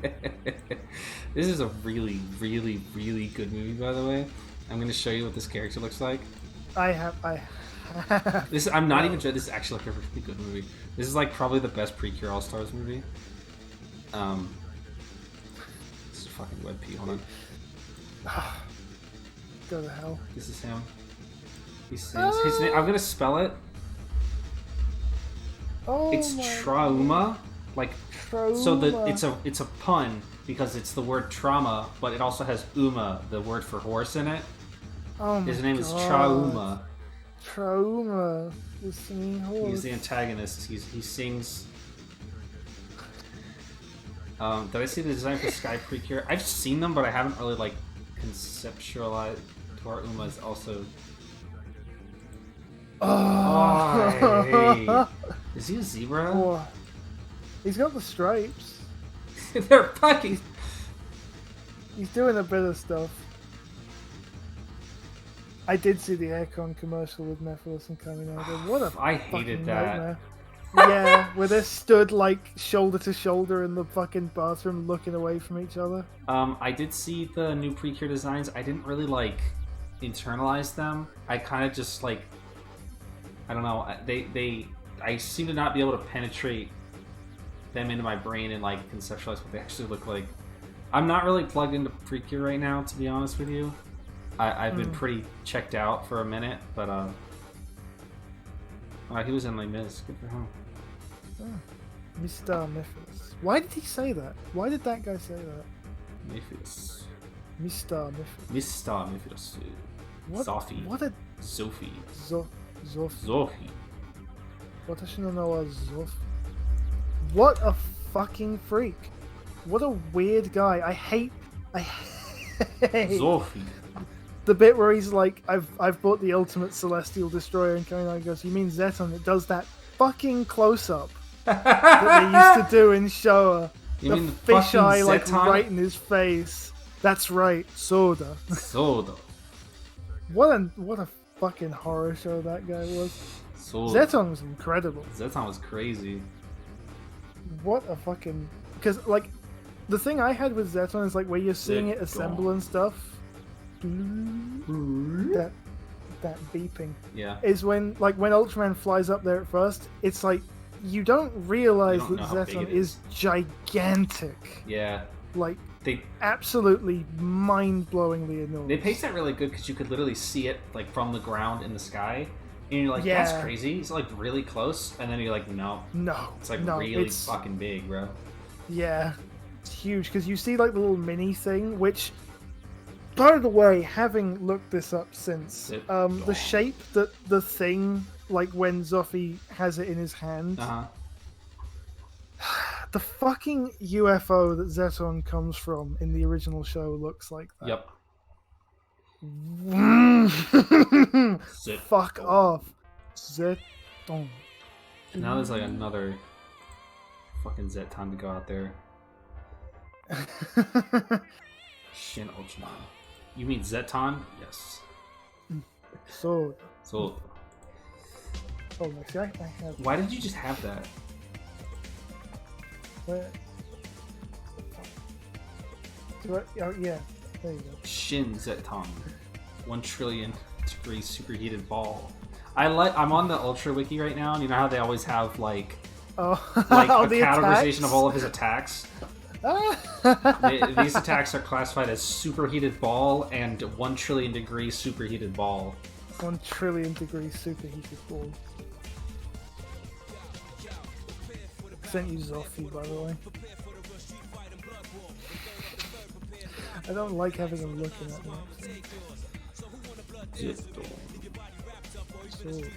Sword. Hearing him talk about the fucking planet of light was weird. Yeah. That's not what it's called. The land of light. I don't know if that's what he was saying and they just translated it like that. I don't know, yeah. They Very wanted to novel. distinguish.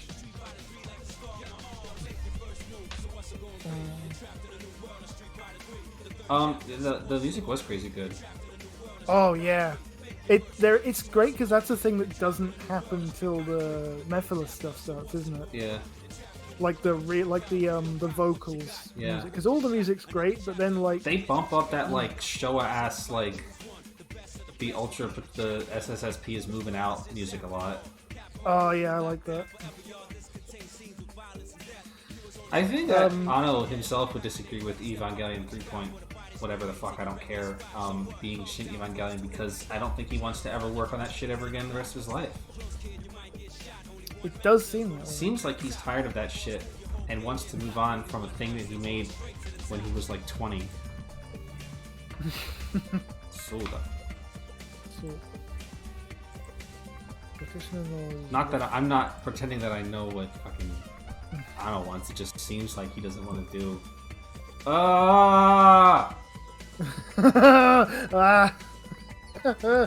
Fucking looking at you. Soda. Zoffy jump scare. Zoffy jump scare. Why'd they spell it like that? It's oh, you don't know. Is that from the same magazine thing Yes. as him? Fuck. It's a misspelled rumor or some shit. Yeah. That's why Zoffy is misspelled in the movie. Yeah. And he's like, why he's fucking blue and gold and Sold. he's in charge of Zeton. Zoof. See, I probably would agree with you, but if you asked me personally, I would say that there is no good Evangelion content whatsoever because I don't like Evangelion. Yeah, Not a fan. As somebody who's watched the anime twice, can't say I enjoyed it either time.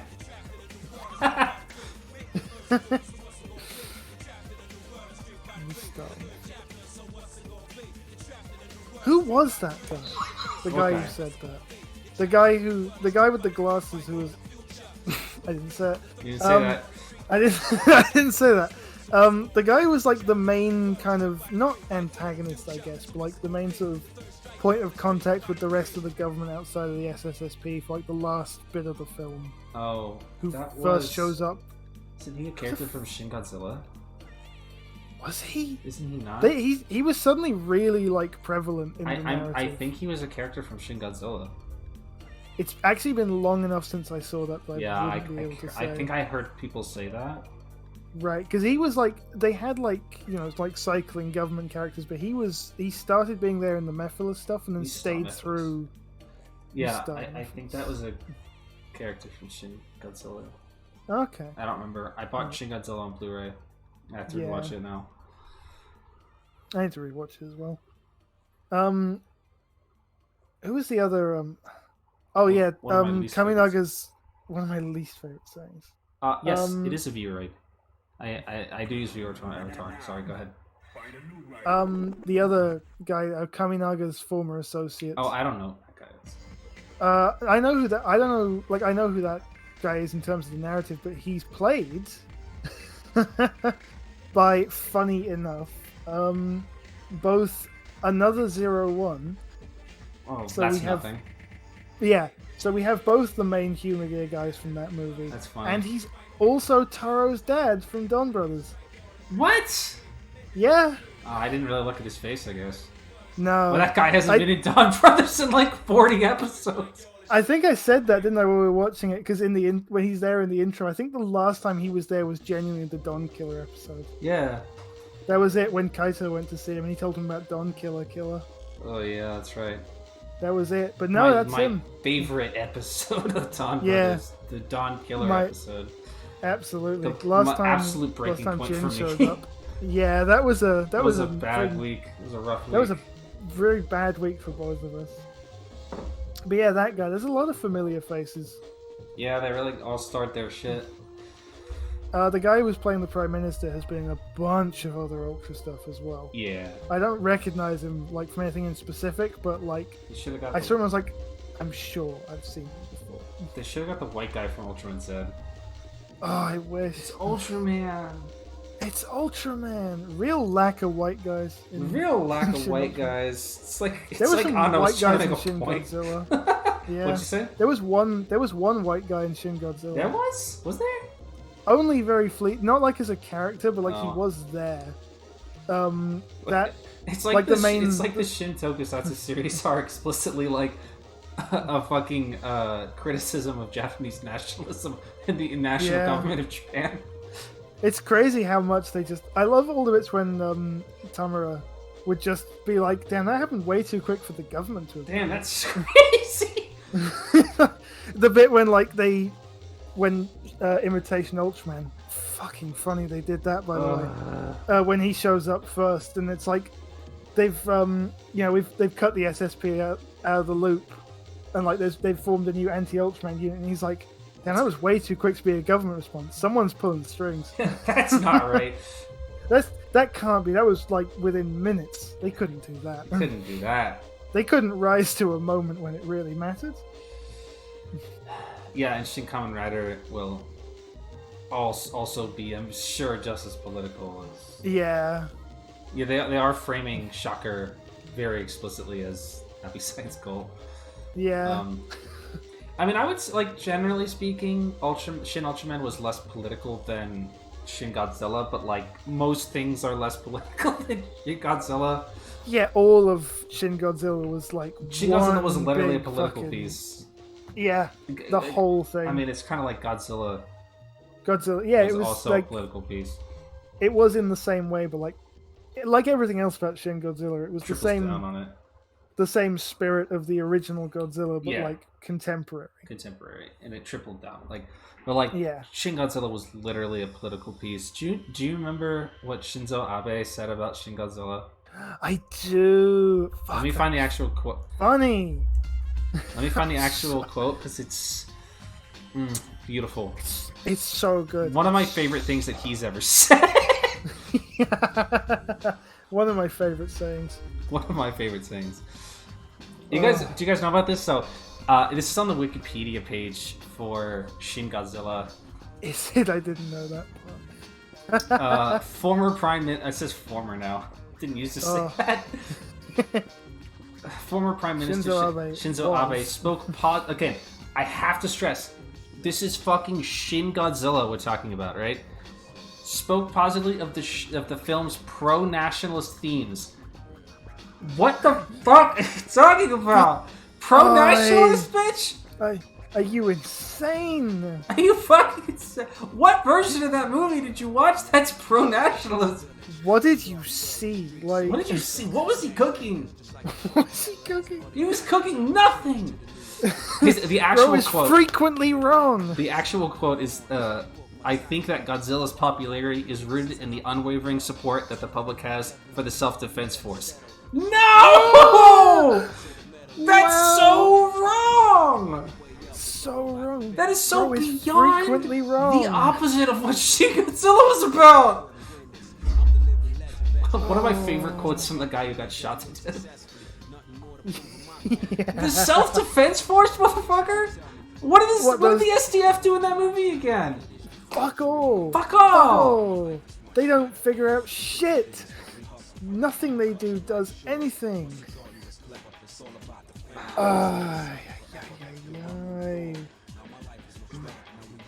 Fuck. As I remember this from nearer the time, like when it was still kind of a topical talking thing. I forget what I was watching. It was a fucking Vangelis video of all things. What? Like I forget. I think it was a model kit video he was doing, and someone in the chat was like, a friend of mine, like, watched Shin Godzilla and was like, really didn't enjoy the way it like framed the Japanese military and the defense force in a really positive light, and he just kind of paused after reading and went, What? did your friend watch the right movie? Because, like, I don't know how you could watch Shin Godzilla and come away from that thinking it was trying to say anything positive about the contemporary Japanese government and the defense force. It's like, it's literally the most. It's literally the most pointed criticism. Well, like probably not actually, but like on the like in terms of like the international cinema stage. For what it is, yeah, it's like it's extremely pointed criticism of the Japanese government and the SDF. Yeah, like all the way through. It's like everything about it. Come on, man. Did it seem like Asuka was getting too much attention from the camera and like look at her son? It depends. I mean, I'm not gonna necessarily deny that. Like, I feel like there were some shots of her that were like pushing the envelope on like sex appeal or whatever, but I never really felt like it was that bad. It never really registered to me. It never really took me out. Like, there was definitely a couple that's like, oh, she's sexy, but it's like, yeah, but like, for Toku, to be honest, it was shockingly tame. Yeah. Watch anything that Omori has directed. Oh Christ, yeah. And you'll see, I mean, watch Ultraman G, and you'll see the women in that show sexualized more than you've ever seen in your fucking life, or something that's ostensibly G-rated. Yeah, Jesus. Oh, Sakamoto's who I meant. I said Omori. Omori's also a pervert. I took fucking pervert. There's literally no other. That one episode of Zed that he did, which I think was the Gamma Future debut. Yeah, that episode sucked. Yeah, that episode sucked hard because everything with Yoko in that was awful. That episode was like I would say like the only really bad episode of Ultraman Zed. Yeah, which is a shame because Gamma Future fucks hard. Yeah. Really there's literally no other word to describe Sakamoto other than fucking pervert. Yeah. He's unabashedly a pervert. I didn't think Shin Ultraman was that bad, like in like that sense, but I can see how it would bother some people, but I don't think it was like degrading to the actress necessarily. I mean, I guess that depends on how she feels about it, but I didn't feel like the way that it was presented was necessarily degrading. No. The even guy about Sakamoto is Koichi Sakamoto, one of the, I would say, most seasoned and well-known directors in tokusatsu in the entire world. I mean, fuck, he used to do Power Rangers. Really? Yeah, if you go back and look at like tons of like years and years of Power Rangers, you'll see Koichi Sakamoto listed as the action director. Jesus. Oh yeah, no, that's right. I fucking forgot. Insane. Yeah, but I don't think the Giantess thing was necessarily like a fetish thing. No. I don't think it really breached fetish territory. No, I wouldn't. They spun that as a bit in the movie anyway. Yeah, they spun it as a bit, but like after the fact. I saw some people be like, "There's a fetish in this movie." It's like, that is not what that fetish looks like, brother. No, you would know if you were looking at it. I would know if I was looking at a fetish. Yeah. Yeah, they joked about it. Yeah. Yeah. Also, that was a reference to the original show. I was thinking, yeah, there's definitely like that actually is a thing that happened in the original show. Beta system.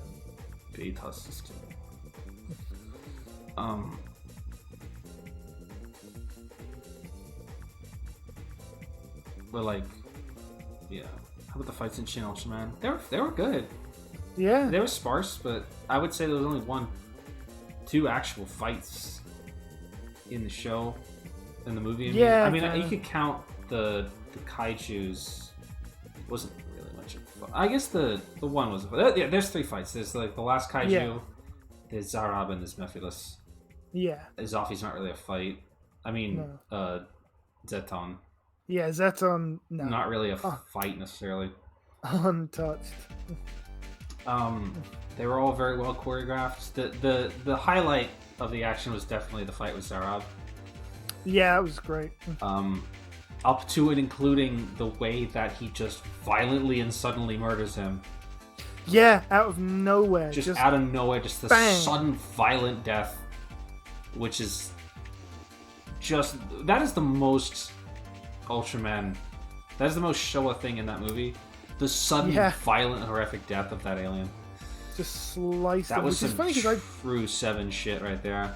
I don't even think, like, I looked this up, and by the way, a lot of, like, the moves and moments in, like, the fight against Zarab there are, like, literally, like, motion for motion fights from the original show. Yes, because they used those as reference. Okay, right. I wondered, because remember you know the bit where he fucking chops him on the head and then kind of shakes his hand off afterwards? Yeah. Like, literally exactly the same. Yeah, they used reference from the original suit actor, because remember, Shin Ultraman's proportions are based on the original suit actor. That's why he looks like that. Right. Long guy. Yeah. That was some real Ultra 7 shit. Just fucking cased him like that. I don't even think that's how they killed Zarab in Ultraman. I don't think it is. No, they didn't hit him with the fucking saw. But, like, fuck this guy. Fuck this guy. Fuck him. Bang. Just the sudden and violent end. Out of nowhere, like, he levels out in the air and then Ultraman's like, no. And fucking done. Boom. Had it. Right in half. Fuck out of here. Fuck out of here. Yeah, the fight with Mephiles is fucking crazy. It was good. Ultraman kind of doesn't get a single hit in that fight. He kind of really loses funny. that fight. He kind of badly loses. Had Mephiles not decided to call it quits and get the fuck out before Zoffy killed everybody, he would have absolutely beat Ultraman there. Like, no way. Yeah. Yeah, the thing is, Mephiles' nasty hands. His weird double fucking, like, claws. What an odd guy. Yeah, the thing is that Anno has been waiting to make the thing is that literally Anno has been waiting to make this movie for his entire life. You know, the first thing that he directed was an Ultraman fan film in college. Fuck.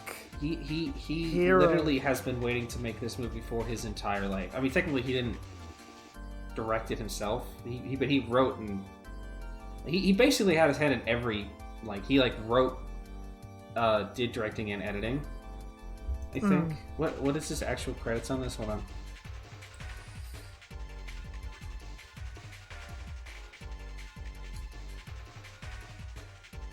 He wrote, produced, and edited it. Right. So he did everything but the actual on-set directing. Which, that was Higuchi, who also did Shin Godzilla with him. Yeah. But I probably imagine that Anna was on set too. Probably. If I had to guess. Because, like, is he doing Kamen Rider with him too? I was wondering. Hold on. No, Anna's doing that by himself. Oh, Directed, written. He's not editing it this time, though. He is writing and directing it himself. That'd be interesting to see. Yeah. The differences there. I'm sure Shin Rider's going to be good. Shin Rider is coming out in March of this year. God, that's not even that far away. In Japan. There is no word on a global release. I wonder. I fucking probably imagine that we're not going to get it. No, it's. I mean, I didn't mean to end the sentence like that. We're going to get it, but it won't be for like however long it took for like Shin Ultraman to come to us. It'll be like the end of the year. Shin Ultraman released in Japan in May of fucking last year, and we didn't just get it till 2 weeks ago. Yeah, so Last March week, I mean. to So it's gonna be early 2024. Yeah. I want to hope that it will go to theaters. It would be nice, but I don't know. I don't know. I mean, because it's the third one of these. Like, but if you go back and remember that Kamen Rider 50th anniversary live stream, that was live streamed with English subtitles. Do you remember? That's true. They are pushing it. So 3 things that were announced, right? Remember, were yes, Futo Tante, which got a Western release. Yeah. Black Sun, which got a simultaneous Western release. Yeah, that's right. And Shin Kamen Rider. So probably. There'll be something. There'll be a way.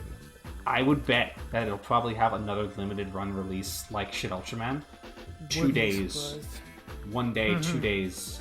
Select theaters only kind of shit. Similar. And then they'll probably put it out on Blu-ray too. Yeah. Or I don't know, maybe they'll just drop it on streaming service. I don't fucking know. Somebody will fan sub it when it drops in Japan on home media, like they did with Shin Ultraman, and I will refrain from watching it until it comes to theaters in America. I might do that this time. I didn't with Ultraman, but I feel like because this is the first one of the Shin movies I've seen in theaters. Me too.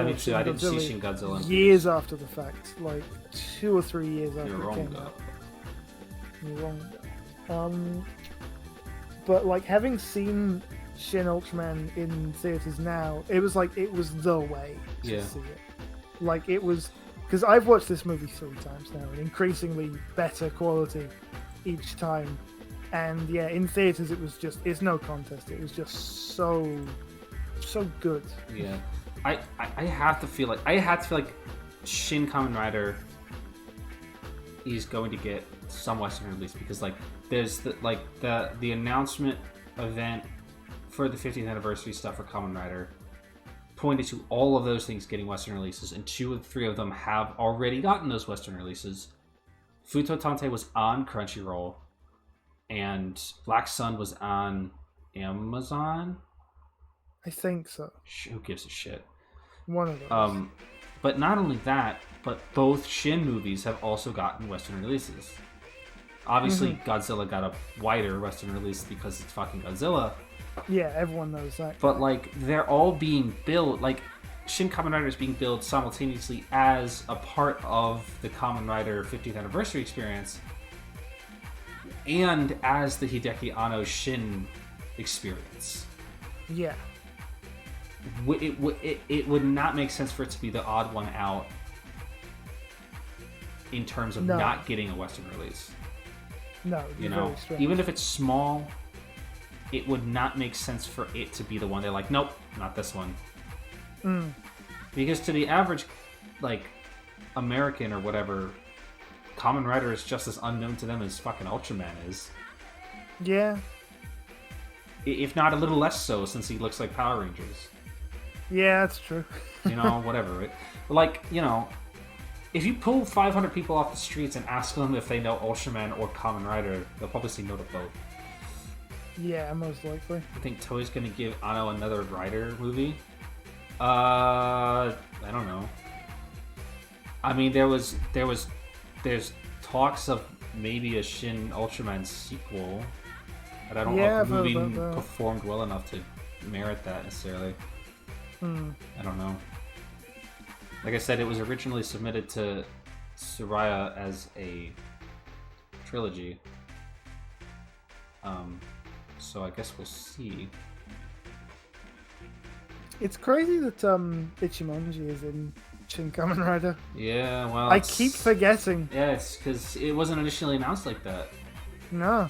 He just showed up and was like, oh, okay. Ichimonji's here too. It makes sense, because, you know, like, he's in more of the original Kamen Rider than he isn't by a fucking long way. Yeah. It's just weird, because in my head, Shin Kamen Rider is like, yeah, the guy. The one guy. Yeah, the only guy. But, like, no, both of them. Both of them. I guess you can't really authentically make an experience of the Kamen Rider television show without including both Kamen Riders. You really couldn't. He's all over that thing. That thing. That thing. I dread to think what Shin 7 would look like. It just looks exactly like 7. Yeah. He only doesn't have a color timer. Yeah, it's true. The old beam lamp. I just wonder, because, like, given the shit they pulled from, like, pre-production and, like, I don't really know if misunderstandings and stuff, well, the thing is, I don't know what the fuck was going on with 7 before it was finalized, but I don't know. But Anno would know. I don't know if anyone knows. Yeah. Like, if anyone knows, Anno will know, and he'll make us fucking find out if he does it. I think I remember seeing that the original, like, idea for the trilogy was supposed to be, like, Ultraman, Return of Ultraman, and then Ultra 7, or something like that. Jesus, Return of Ultraman. But I don't know if it would be Return of Whatever. Ultraman in the sense that it would actually be Be the like- original intention of Return of Ultraman, which is not Ultraman Jack, but Ultraman. Yeah. Ultraman. Ultraman, the Ultraman. actual one. The actual Ultraman, because Jack was Ultraman until they decided he wasn't Until he anymore. wasn't. Which is so funny. So weird. What a weird fucking... What a weird flop on that. Yeah, never mind. Never mind, Ultraman's here. The show isn't really performing. Get Ultraman and 7 in it. I don't know I've always wondered how Jack feels about that. You know? I don't think About he being feels... around Ultraman. Who is Jack? Who is Jack? I've met him a few times. He was in Mabius. Yeah, and He was what in the was movie. he like? You know, Yeah. he was one of the Ultra Brothers. Yeah, he was one of the Ultra Brothers, for sure. Definitely one of them. He was teaching racing in one of them. He was one of the Ultra Brothers of all time. Yeah, Just like 80. yeah, just like 80. 80 had the thing where he was a teacher. Though. Yes. And not an 80 Ultra had Brother. something. Yeah, not an Ultra Brother. I could tell you something about 80. He came to us from the just from- star. He came. The 80 ball. I could tell you about the 80 ball. Yeah. Ultraman Jack is in. Was he? No, that was 7. 7? Yeah. Yeah, Dan was in that one. The man? Dan the Man. He was in that. That was. I thought it was going to be a Konami episode, but You've then it heard was that all of the Return guys. of Ultraman is better than the original show? I can't say I've ever heard that opinion before, to be honest. I do wonder.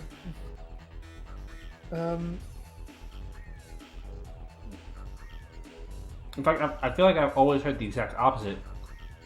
Return of Ultraman was not necessarily poorly received, but not well received compared to the original show or to Ultra 7.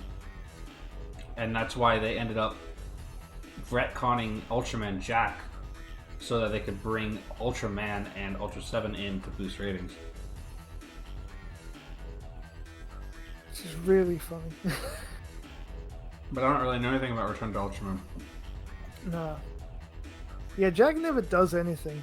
Sort of. So he does less than Man Nissan does these days, which is already Nothing. that's a fucking nothing.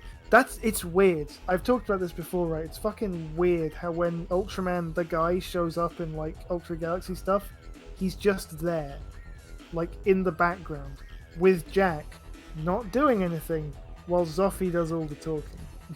Sort of. Oh, 'Cause Jack's Zoffy's- episode maybe is. Zoffy's Yeah, got the- Zoffy's much more. He's famous than- Ultraman superior. He is. I fucking whatever. Yeah, Jack's episode maybe this was the Death Realm one where most of guys is trapped in Phoenix Nest and everyone thinks they've died, but then it turns out they've been taken hostage. And Death Realm's plan is to make people mad at guys. It's a weird. It's not the best episode, to be honest. It's a bit of a flop, and Jack is there, And Jack is there. which is very fitting for him. Oh, Return of the Ultra. Knackle. Fucking Knackle.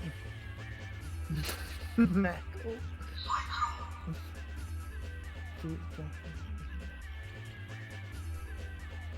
Do you know that Zero was going to be called Ultra 7 Axe?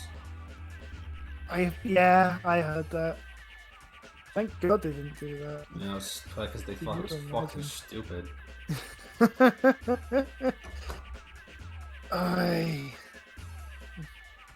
Don't worry about it. Don't worry about it. Don't worry You about can't it. hear it either. Don't worry I about it. can't hear it. You can't hear it. 7X is, you know, you can buy 7X on DVD now. Can you? Yeah, it came out. That's funny. There's a lot of different guys here. I didn't see what Zero got because I haven't watched. We haven't seen it I haven't yet, seen it yet. I'm waiting for it to be over so we can stream it. so we can do it all in increments without having to wait. I think I know what he got. God, bullshit is what he got. I also, when we get to it, I have a theory for why he got it as well. Because he's 7. Because he's you'll see. Because he's fucking You'll 0. see. Because he's 0, he gets whatever he wants. Hey, but when is like, that other lame asshole getting his show or whatever? Regulus. Oh, Regulus. Regulus. Who knows? Who gives a I shit? hear he's not really in it, which is very funny. Well, yeah, because he's just there to he's just there to hype up his own stupid thing. Yeah, it's true. It's like how Zed's like not in. In it all because he's like just there to be like, hey, also Ultraman Z is airing. So fuck you. All of Ultraman Z takes place like between Absolute Conspiracy and fucking Soul Kingdom. Which is really funny. Divine Crossroads. Yeah. They just put that shit on hold for like 6 or 7 months. The Kingdom. The Kingdom. Julian. Whatever. I hope the style of that shit is the exact goddamn same, where it's just like things just happen and then ultras show up and they play their theme song and you're like, yeah, it's fucking Scott, Chuck, and Beth. I don't even know what they play for those guys. I don't know. Oh no, I do. No, I've heard the Ultraman USA thing. Like, I don't know what. There's no lyrics for it, so I don't know if it's any is good. fucking like Justice gonna show up again? Yeah. Yeah, a lot of the same. Well, I think because we got literally everyone who's anyone in the first Basically, because one, so it's like Melos Andos is there. Ultraman Boy. Oh fuck! Ultraman Boy! And Nice, yeah. And Nice! And Zeus. Ultraman Nice! Ultraman Nice. From, yeah, Ultraman Boy. Guys who are so real. Ultraman Boy. Nice is literally not canon. Nice is literally canon to stage shows. He's like the stage, you know, like Nice and Seraph are like the stage show guys. Even though they were never associated together, like on television or whatever. Not at all. Because Nice they're like aired the two, with Tiga. Yeah, because they're like the two like funny guys. Yeah. They pair them off in like stage shows to be like the narrators or like the entertainers for the crowd or whatever. Oh, that's right. So they're like buddies now. They're like inseparably like linked in the minds of like people who have experienced those live shows. Apparently. Yeah, that's fucking.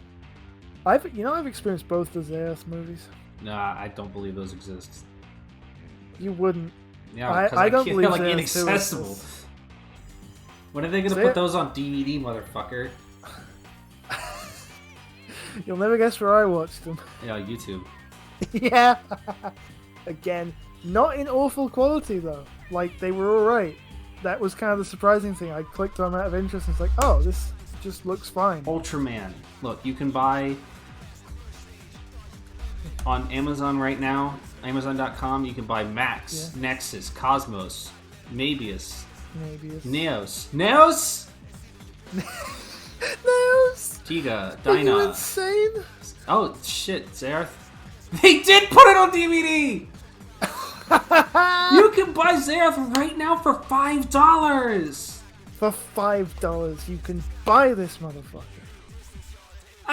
Both of them or just the one? Both of them! Both of them, okay. The Jonius. Jonius. Ultraman Kid. The Ultraman. 80. Ultraman. Ultraman again. Zareth again. Spider-Man. Zeus movie night. It's Ultraman X. Ultraman Orb. Superior Ultra Heat Boost. Huh? Gaia. Gaia. Ginga. Zerath 2. Zerath 2. Ultraman Zerath 2 is a E. normal movie. Ultra 7X. You can buy a lot of How stuff. can you get Ultra 7X? You can't get Heisei Ultra 7 yet. Fuck yourself. Return of Ultraman. Return of Ultraman. Orb the Origin Saga. Which you shouldn't buy. Because it's really bad. No, it's not really bad. It's just boring. Ultraman Zero, the movie collection. Leo, Ace. The Powered. Well, this is not. This is actually Japanese. You can't buy that. Ultraman, the Ultimate Hero. Ultraman, the Ultimate Hero. You can watch that on YouTube too. Ultra Q. You can get Ultra Q. I think Neo Ultra Q's out now too. Huh. Or it's like Dark Guidance or some shit. Show that exists. Tarot. Yeah, I own Orb the Origin Saga too, and I still haven't finished it because it's really boring. And I couldn't force myself to get to the point where Gaia is there. And Agul.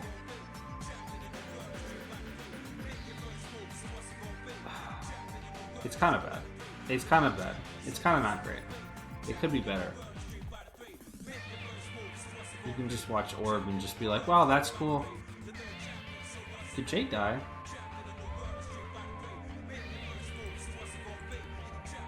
What happened to Jay?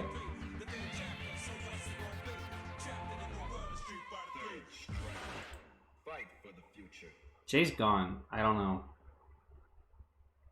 Girl.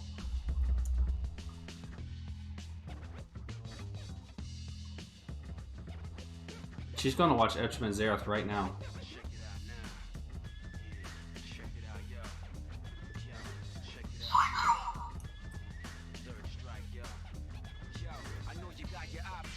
Okay, why did that fix it? I was... You know how the little voice connected thing has, like, when you mouse over the connection, it shows it in, like, milliseconds? Yeah. 5,000. 5,000? That's awesome. It's 94 now, but it was solid 5,000, and I heard Cyclone. I could hit, like, everything else was fine.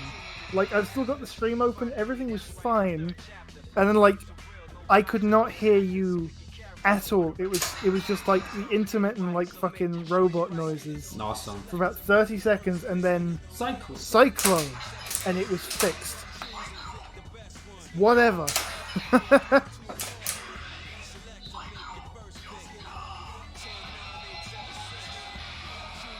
Alright, that's it. That's it. Everyone get out before Jay has an attack. Go watch Ultraman Zerath on DVD because they don't do Blu-rays anymore. Yeah. Apparently I was wrong about that. I'd like to issue a correction. I complained the other day about that Mill Creek is lazy in cutting corners and only doing DVDs now instead of Blu-rays. But apparently, due to the way that things were filmed digitally in the early 2000s, they couldn't be they cannot be upscaled to Blu-ray, and DVD is the best way to retain the original source quality. So I'm told. So that's why, like, Ultraman Tiga, Mabius, Max, Cosmos, shit like that are all on DVD instead of Jay died again instead of on Blu-ray. Where, like, the Showa stuff is on Blu-ray because they were filmed on actual film, and apparently you can do that. All right, we gotta go. We're gonna raid Mocha because I said so. There's a stream on Friday. Jay's about to have a fucking attack. I don't know if Jay can even hear it right now. I don't think Jay's here anymore. Like, it's fine. Stream on Thursday, Persona 3. Oh, I'm back. Hey, we're also we're ending. Yeah. We're leaving. It was like being in a voice call with a fucking Shoei or a Cyberman. Ah! That was awesome. I was just laughing. Alright. Bye, everybody. I'm gonna play as the girl. Don't worry. Stream on Thursday, Persona. I'll see you guys then. Bye. Bye, everybody.